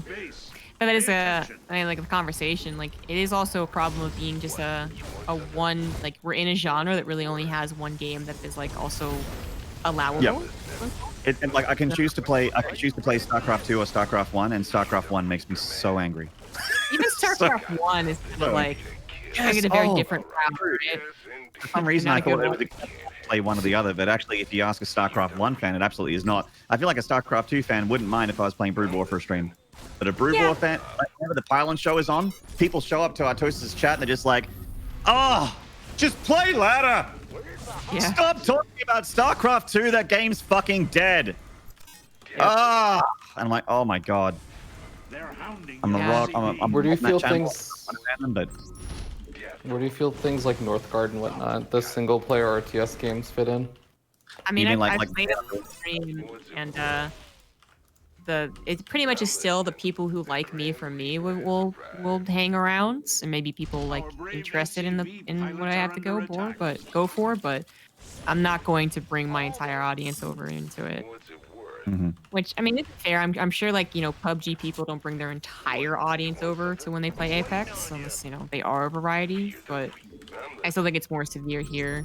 Like, Northgard got like 80 viewers, maybe StarCraft 2 get 150. yeah, that's the other thing is, like, we want to. It's not just about enjoying what we play. I mean, we can play enjoyable games offline if we really want to. I mean, I try to be on the computer not very much if I'm not streaming, so I don't game as much offline. But the online streamer thing, if you're trying to play a different game, it's very hard to go from StarCraft into something else, or even just for a day to justify. Considering, like, right now, you know, not that many events to cast, and when there are events to cast, we've got a lot of commentators that want that gig, so the wealth is shared, which is completely fine and completely fair. And then you're like, I have what, say we go 16 hours in this day to choose what to do with this time, and I have to try and make sensible choices with that time. Am I going to stream StarCraft 2 or my regular viewership, or am I going to have half that viewership and make $15 streaming, if I'm lucky, streaming a game that I feel like playing that isn't StarCraft? You know, it's very hard to get StarCraft 2 people to watch not StarCraft 2 people for the most part, but I do believe that there are there's always going to be that fan base of people that just like you and don't care what you're doing. Yeah, exactly. I also think it's like, to be frank, like, the other games just aren't interesting enough, I think, for anyone from StarCraft to suddenly become a variety RTS streamer, if that's like a phrase we can use. You know, someone who specializes in strategy, because, like, you don't just have to be like a FPS or strategy or whatever. I mean, there's people who basically specialize, kind of like, I feel like Maynarde does a little bit. Their stream is about improvement. It's about grinding something out and then getting better and more successful, right? So that's why maybe your Doom streams are actually pretty good viewership. I think it was all right because I was like, I had a bit of base skill in FPS there that people were like, oh, this is cool to watch, like he's doing cool things. And but I think, and chat can tell me if I'm wrong or right here. The reason my chat kind of liked the Doom stuff, and this is for all you guys out there in Doom, tell me if I'm full of shit or not. It was like a journey, right? For me, I loved it because it was a journey and it was a process, and we got to that goal. And then we just make new goals, and then it's a journey for a new goal, you know, that kind of thing. It's just like a process of, so it is kind of improvement, even though I don't have focus goals. Like something. I enjoyed your Dupe streams because it was like getting to watch you play a TvT, except you didn't stop queuing. Yeah. And early on, it was like very back-to-back, fast-paced, losing TvTs. Yeah. It became a little slower pace later, but yeah. Yeah, I just keep queuing. Yeah. Well, either way, like, you want to put it, just there's definitely different chords you can strike. It's not just about one video game, but I feel like I've never seen I don't know, someone as entrenched in StarCraft as us, someone who, like, not just is a streamer but also a commentator, and actually go and be like, you know what, I'm gonna be playing a lot of RTSs, I just enjoy learning all these RTSs. I haven't seen that yet. There are people out there who just go, I like RTSs and I'm gonna try and improve at it. I'm gonna learn it and you're gonna join me. And then once I'm not interested anymore, I'll move on. So there's a guy who does like Civ runs, and then he does They Are Billion runs, and then he does Frostpunk runs and whatever. And that is his thing, but I've never seen a StarCraft player want to do that. Like as much as I liked Northgard, I'm not. I fucking played a team game once against other people, and it was the worst. I was like, Is it like on chat or with chat or something like that? oh yeah, 2 of my teammates are actually good people. They're part of my stream, but then one guy was a rando. And he was just a dick, and I was like, so I have to play like an hour plus game because all of the RTSs seem to have this thing. But they're like, no, you must stick here for 45 minutes at least to deserve to play our game. Wow. Good DMing. All right. I feel like this is a little bit of a. He's basically saying you're a tryhard. And a virgin. Anyways, other RTSs take too long, so I played that game and I was like, so I have to like wait like an hour and a half, hearing this guy like make fun of me for not knowing how to play Northgard. Yeah, I don't really want to learn this. I'm not gonna do it. Yeah. I already learned one really hard game. I can do another one. I find the idea of doing things like challenge runs and speed runs really attractive, and I think a lot of people in StarCraft. You know, not everybody, obviously, there's the purists, but there's a good population of people in StarCraft that really enjoy speedrunning and challenge running and stuff like that in different games. It's something that makes you become an expert at a video game. You know what I mean? Like, even if it's a single player one. Yeah. Yeah. Yeah. It's kind of like 2 different points being made, but Sure. Yeah. yeah. It's just that I've never seen someone actually become a general RTS player. I think there's a market for it. You know, someone being like, I was really good at StarCraft 2. I analyzed it, so I'm also going to show you these other RTS games with the context. Only 2 people that spring to mind to me, which aren't even a perfect fit what you're saying. So I'm with you. I don't think anyone's like that. But the 2 closest people I could see were Jeff when he tried to become very strategy driven. Yeah, just play strategy games. Try out some of the stuff, and I'd say Brown Bear, but Brown Bear doesn't stream or focus on like being a streamer enough to do that. Even though he takes that similar approach. Artosis does basically stream any new RTS. Yeah, they try it, but they're not like I would say. Not, he would repeatedly play XCOM, and he would, you know, of course, Warhammer was also something that struck a chord with RTS fans, and that was like. He didn't just occasionally dip in and dip out. Like that was things that represented his brand, even Warhammer stuff, right? Yep. So, yeah, and Brown Bear is just like, I understand bringing him up, but it was like, yeah, totally different. It did feel like Jeff was still struggling to get anywhere near the same viewership for Warhammer stuff specifically. I think his XCOM viewership from memory, I mean, it was years ago, obviously, but his XCOM viewership was actually not years ago, a year and a half ago, whatever. Time's a vortex. But yeah, like he still he had no an one's gonna XCOM get crowd and a the same StarCraft crowd, viewership. I think, for the most part. No one's the same viewership, but I think you do get the same passionate people. Like the fact that he didn't just play StarCraft didn't hurt his sub numbers. As far as I recall, that was going to have 1,500, 2,000 subscribers. So yeah, he had a huge bump when Remastered came out, and he was playing Remastered ladder. He's like had a really big bump. I remember that. Talking to him about it. But yeah, I agree with you. I am with you, CG. nobody even plays StarCraft 1 and StarCraft 2. Oh, I was about to be like, what the fuck are you talking about in StarCraft 2 stream? I get what you're saying. No one plays both. No one plays both. Scarlet's the only player I can think of. Yeah, but she doesn't stream, so I think he's talking more like no one streams both. Like takes time to have like a Brood War day and then a StarCraft 2 day. Yeah, that's true. It was Brood War months and StarCraft 2 months. Yeah, for a while people were definitely doing it with Remastered, and I think if Reforged was better, there was supposed to be a bit of that too. But yeah, no one really does both. I guess we could like dive into reasons why. But You know, I'm gonna bring some drama. All I right. hear some drama. I want to talk about some drama. Did you guys watch Jack Attack's Farewell to StarCraft video? No, I didn't. No, I did not. Is it any good? No. Hit me, No, CG, with that hot opinion. J'accuse Jack Attack of clickbait. J'accuse! Mortals game. J'accuse. Oh my god. Yeah, I found it all very disingenuous, which I wouldn't really expect to say. I actually thought Jack, not that he's a bad person, but I didn't think he would do it. I guess it's not how I painted him, but I really did not like it. I think I need to watch it to have an opinion on it. But Yeah, that's fair enough. You know, tone can always matter, but at the end of the day, it was him saying, like, one, I think saying at all that you're like leaving something entirely is just, I don't know, it's pretty dumb. Like, even if I were to not be a StarCraft 2 commentator anymore, I feel like my farewell post would never be like the last oversee of me. yeah, You know, fuck this StarCraft 2 game. not going very, very far anymore. Yeah, it's got so many problems. Fuck this game. I'd probably be like, yeah, I can't cast anymore because I got a full-time job, but of course I love StarCraft, and you know, make me pop up once in a while.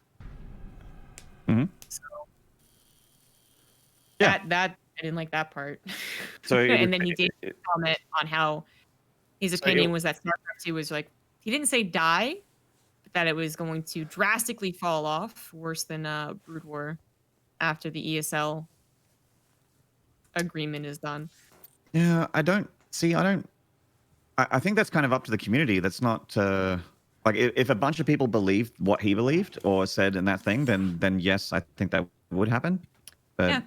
I feel like I also- StarCraft, there's so many, there's like tens of thousands, if not hundreds of thousands of StarCraft 2 fans that are different levels of active that we could absolutely have a thriving esport for quite a while if those people really wanted it to stick around. But that whole video thing you talked about with Jack Attack, I really want to watch it, but I don't know if I want to put it up on stream. It's 17 minutes long. Okay, no, forget it.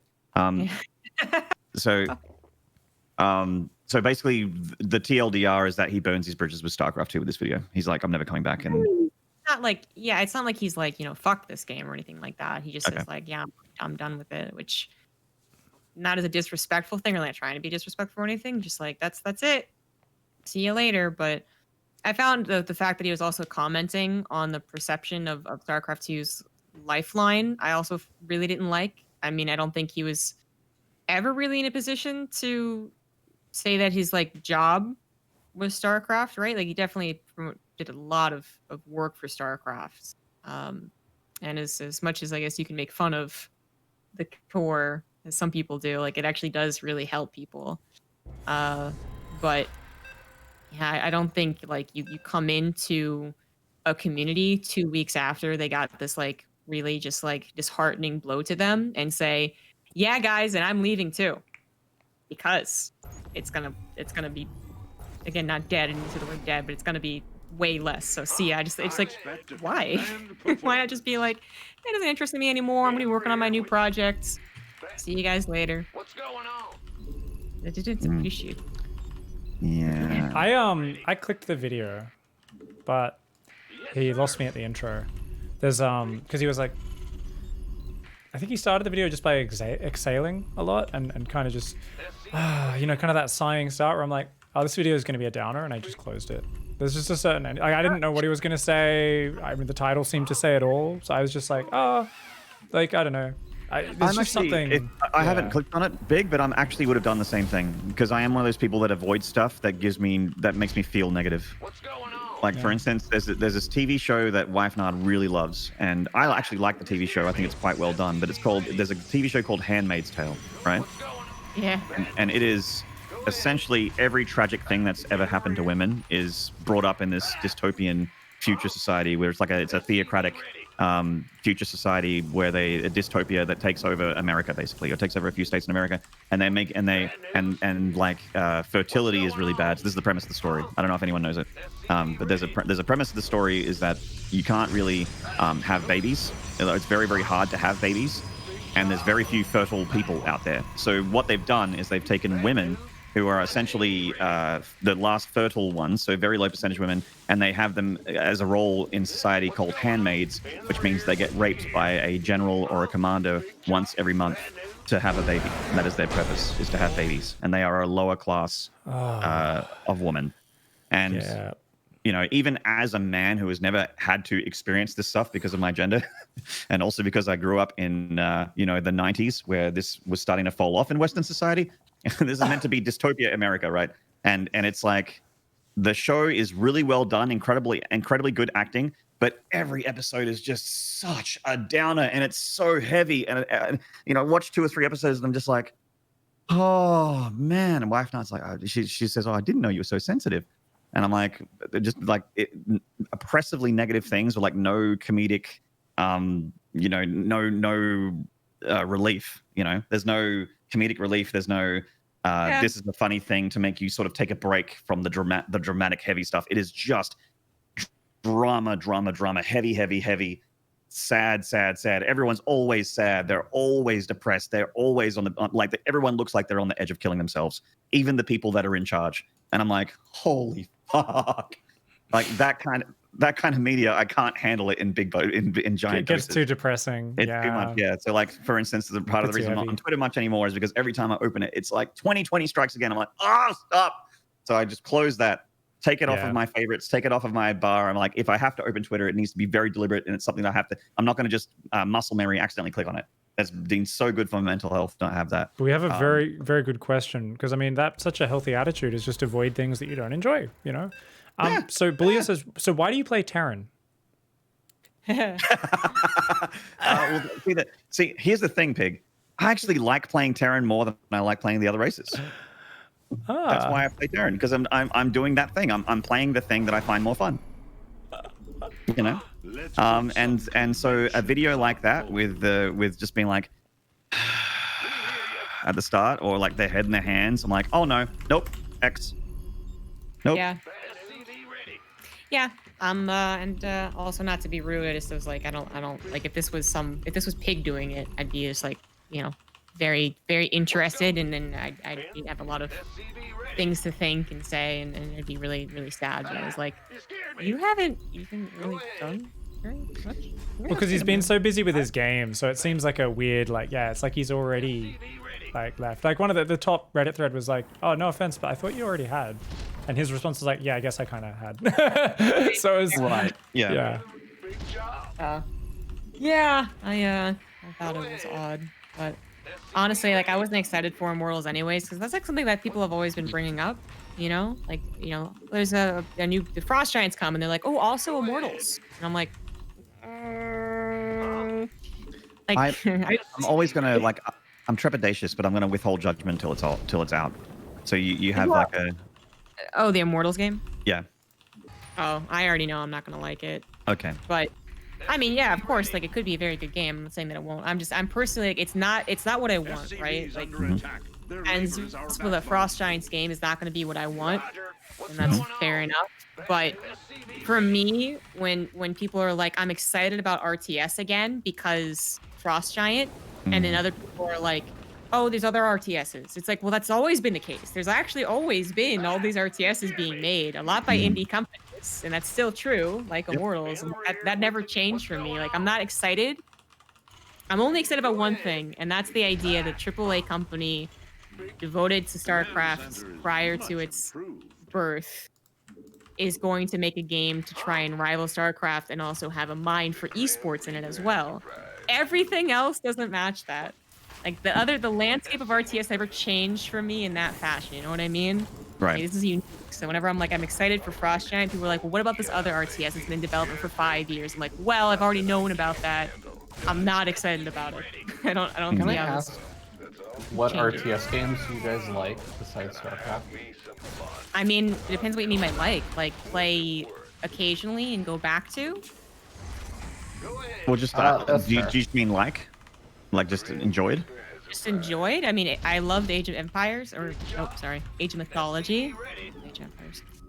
Age of Mythology is one of my favorites. Rise of Nations was like one of the only games I could play on my Mac, along with Blizzard games, because game Macs. Yeah. And What was the other one that I really liked playing? Hold on. Oh, wait, no, I can't do that. I have to pick stream open. Steam library. Red Alert? Yeah, I played a lot of Red Alert.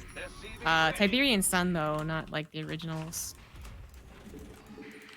I liked I mean Age of Mythology I loved when that came out. I like adored that game. I really liked I mean obviously I played all the Warcrafts and I enjoyed those. Never finished Warcraft 1, but I finished 2 and 3 and I like that a lot. Frozen Throne I finished. I'm one of the all people the who actually Warcrafts. started. Yeah, I played Northgard as well. I didn't stream it, but I played a fair bit of it. I liked it a lot. I was just like a little bit frustrated at how slow it was and how like there's not really a multiplayer. It's kind of like I would like a game like that against people. That was maybe a bit faster. I liked how you could micro in that game. There's so few RTSs where you could where micro is actually a thing, and you could like, you know, have much better fights based on what you did with your units, which is something that's. I feel like games like Dawn of War, which is also a game I liked a lot. Dawn of War 1, I liked a lot, but it felt like you couldn't really like the things that I think StarCraft 2 really nails, like macro and micro and lots of stuff, building structures and having a infrastructure as well as an army and having a base that you can manage.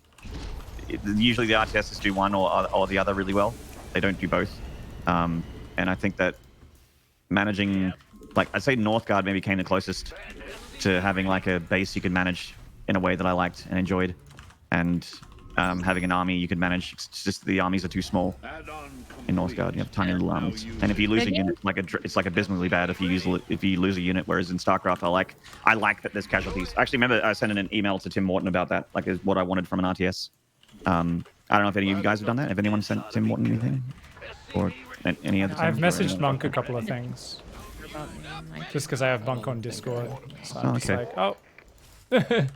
Well, I had some thoughts. I'm just like, you know, as a StarCraft fan, this is what I'd like to see. Because I feel like I wasn't able to be very eloquent when we had, like, a hangout, the Frost Giant people. So it was, I really appreciate in StarCraft 2 specifically that you could be in a fight and a siege tank shot can kill 5 Marines in a TvT and you're fine. It's completely fine. Make another round of Marines, you're good to go, you know. But in some games, like say Warcraft 3 or like I was saying in Northgard, you lose a unit. Well, you know, you're gonna lose the fight. Yeah.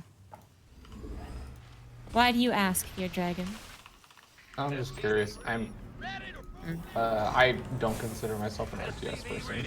I actually don't enjoy most RTSs, so I was curious if you guys felt similar, and like StarCraft is like this weird, odd phenomenon where it's like it's different enough from other RTS that you actually just enjoy that, or if you guys are like, I want an RTS because I love RTS, because I don't love RTS. I actually usually don't like RTS.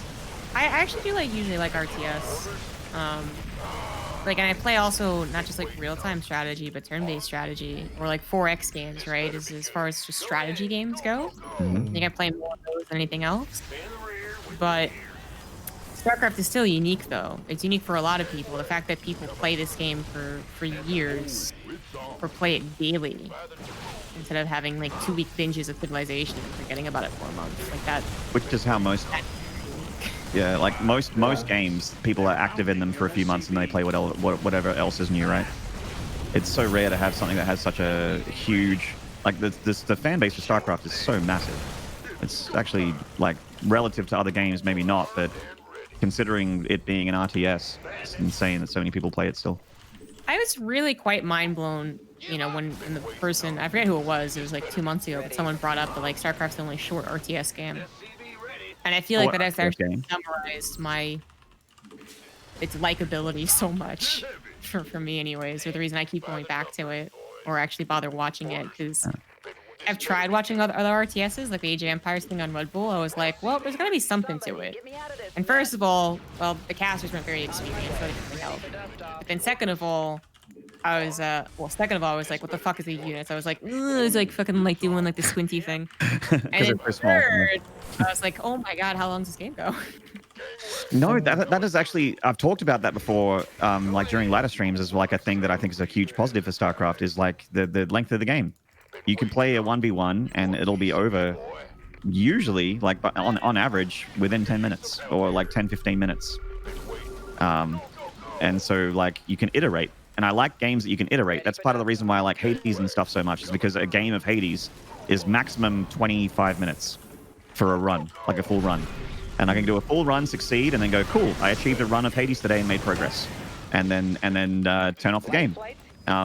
You know? And it's the same with StarCraft. You got an hour to play video games and you choose to spend an hour playing StarCraft, you'll get probably 3 ladder games. At least. And then that's like, it feels like you've done stuff. You played some games.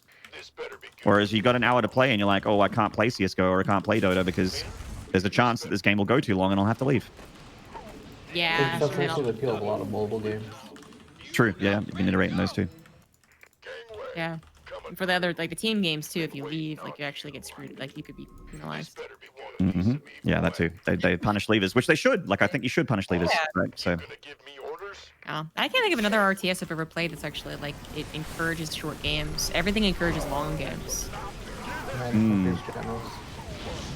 Yeah, I didn't play I've forgotten that one. Yeah, I've forgotten it. I don't know it well enough. The mobile game.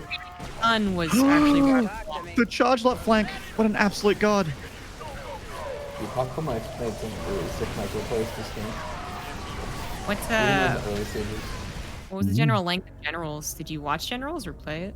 Wait, wasn't Generals the mobile game that Nate and Jeff? Oh, that's Rivals. Oh, No. Command & Conquer Generals is a PC RTS. Yeah, CNC Rivals is the mobile game.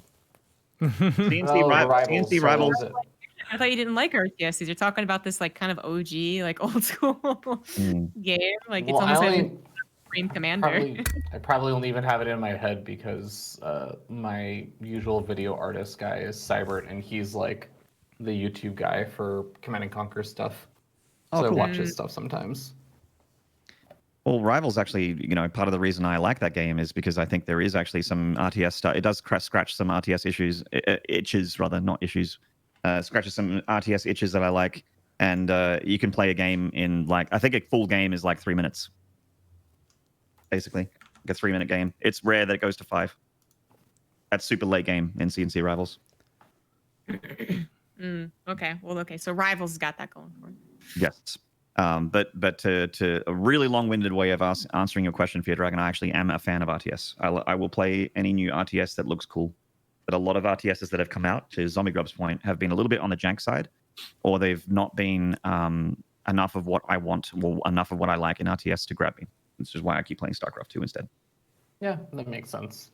Yeah, I was mostly curious if because I could see it also being something where, especially if you just get really into the genre of like RTS because you like StarCraft, I could see there being a lot of people that were like, I really like RTS, but I like RTS that are like StarCraft. And I was like, well, there are no other RTS like StarCraft. And I was like, okay, so do you like RTS or do you just like StarCraft?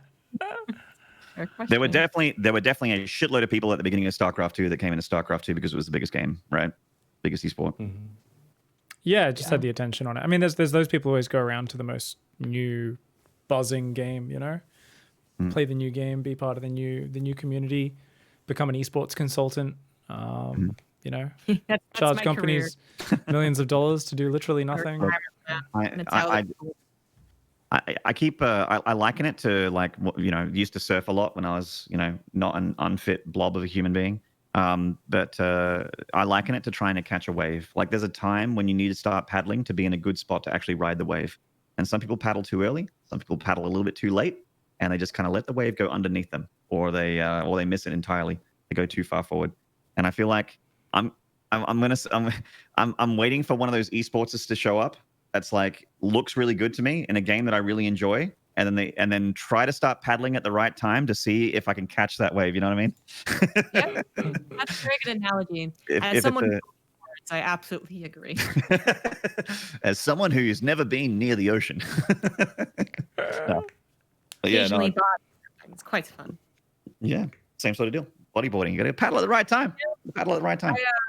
I am starting to play Apex again. Not that I really ever started, but I'm actually going to try and learn Apex, I guess.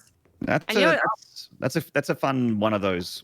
what are they called? Battle royales. Battle It's a fun one of those. Yeah. The really sad thing about the fact that there's like RTS that isn't the wave right now is not just that we don't have diversity, I suppose, of jobs, and that we don't have more popularity and all that good stuff. No, it's actually for me that there's no one actually trying to improve on the foundation of StarCraft, and that's also why Frost Giant seems so exciting. Promising, yeah, promising as well. Yeah. Apex basically took all of the obnoxious things about at the time Battle Royale and fixed it. So at the time, it was very standard that if you died, you just died. Like you watched your teammates for the rest of the match. And Apex has the whatever it's called mechanic. You can actually bring your guy back if you take their banner.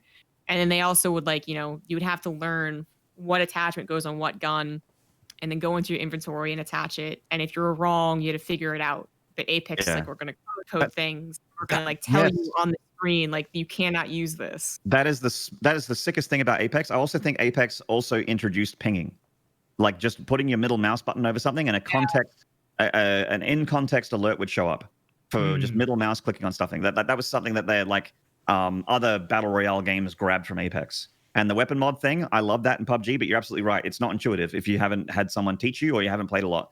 Whereas Apex is super clear. It's no, this barrel is only for this gun, or this clip is only for this gun, or this stock is only for this gun.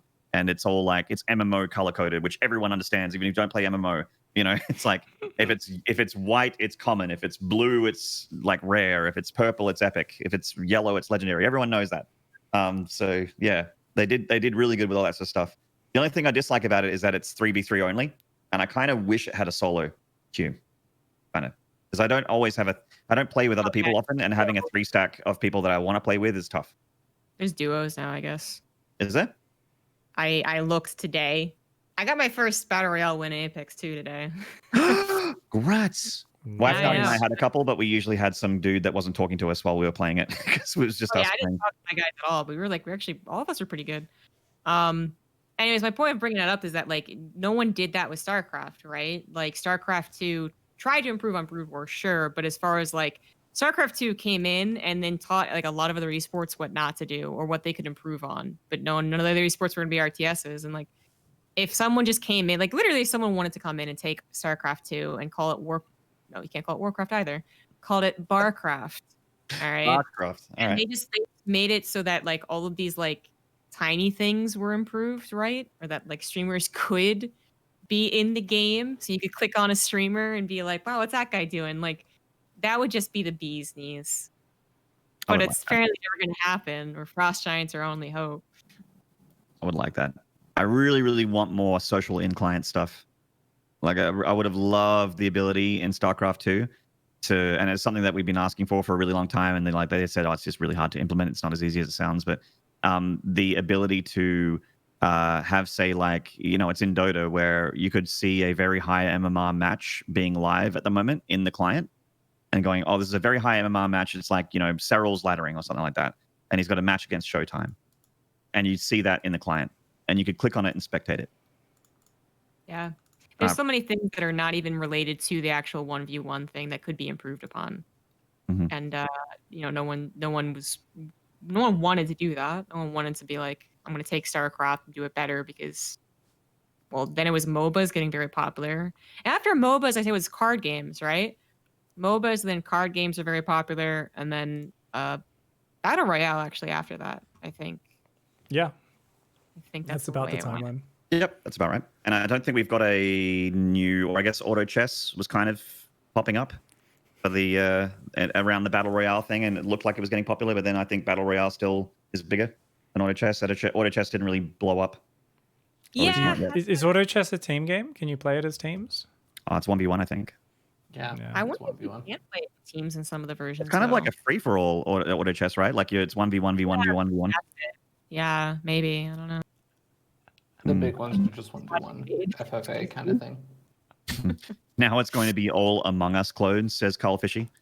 I mean, I feel like Among Us is similar to Fall Guys in the sense that it's going to be popular for about 3 months, and then it'll be replaced by something else. You have to remember that there are the people who get in and create these games as the early versions, and those get really popular, and that starts people to start development on a game that will take 3 years or 2 years to develop. and you'll just start. It's like, remember when zombie games? It's like a few zombie games that were really good came out, and then everyone was like, "Let's make zombie games," and then it was just like 2 years of zombie games. Oh my god, I remember that. The zombie game decade. Or like the MOBA decade, where it's like League of Legends is really working. Everybody went and made a freaking MOBA for like 2-3 years, and then it was like battle royale games like this.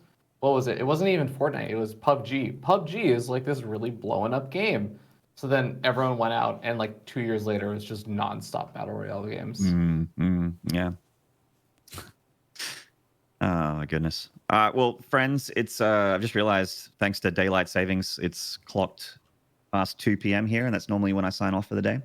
So I'm gonna go about my afternoon tasks, get some lunch. And Me too. And it has been an absolute pleasure to be in your presence, as it always is. Thank you for making this stream more fun than if I let it alone. You're welcome. Yeah. Next Thanks, backseat guys. will be good. All right, cool. I'll see you guys later. I'm Good going night, to fam. try as a promise to everyone out there in chat, and also to everyone in this call. I will try to dedicate some actual time to learning some good StarCraft builds and not suck as much whatever I'm sucking every time I play the backseat stream. I'm pretty sure I didn't win a single game today. Hells yeah, we'll hold you to it. Next time, you're not allowed to play. If we're on the back seat, you're not even allowed to watch. Like, you have to go and practice build orders in an empty custom game if you haven't learnt your builds yet until you know a build order, a new one, and then you're allowed to play. All right. But we'll always set the opponent's computer AI that you're playing against to a TERRAN. I mean, the best way to get better at TvT is to play TvT. So. No, he's coming in for that 3-minute single Raven harass again. Oh, we gotta watch out. Like, oh boy. All right. Much love, friends. good night, friendos. See you next week sometime. Bye, guys. Bye-bye.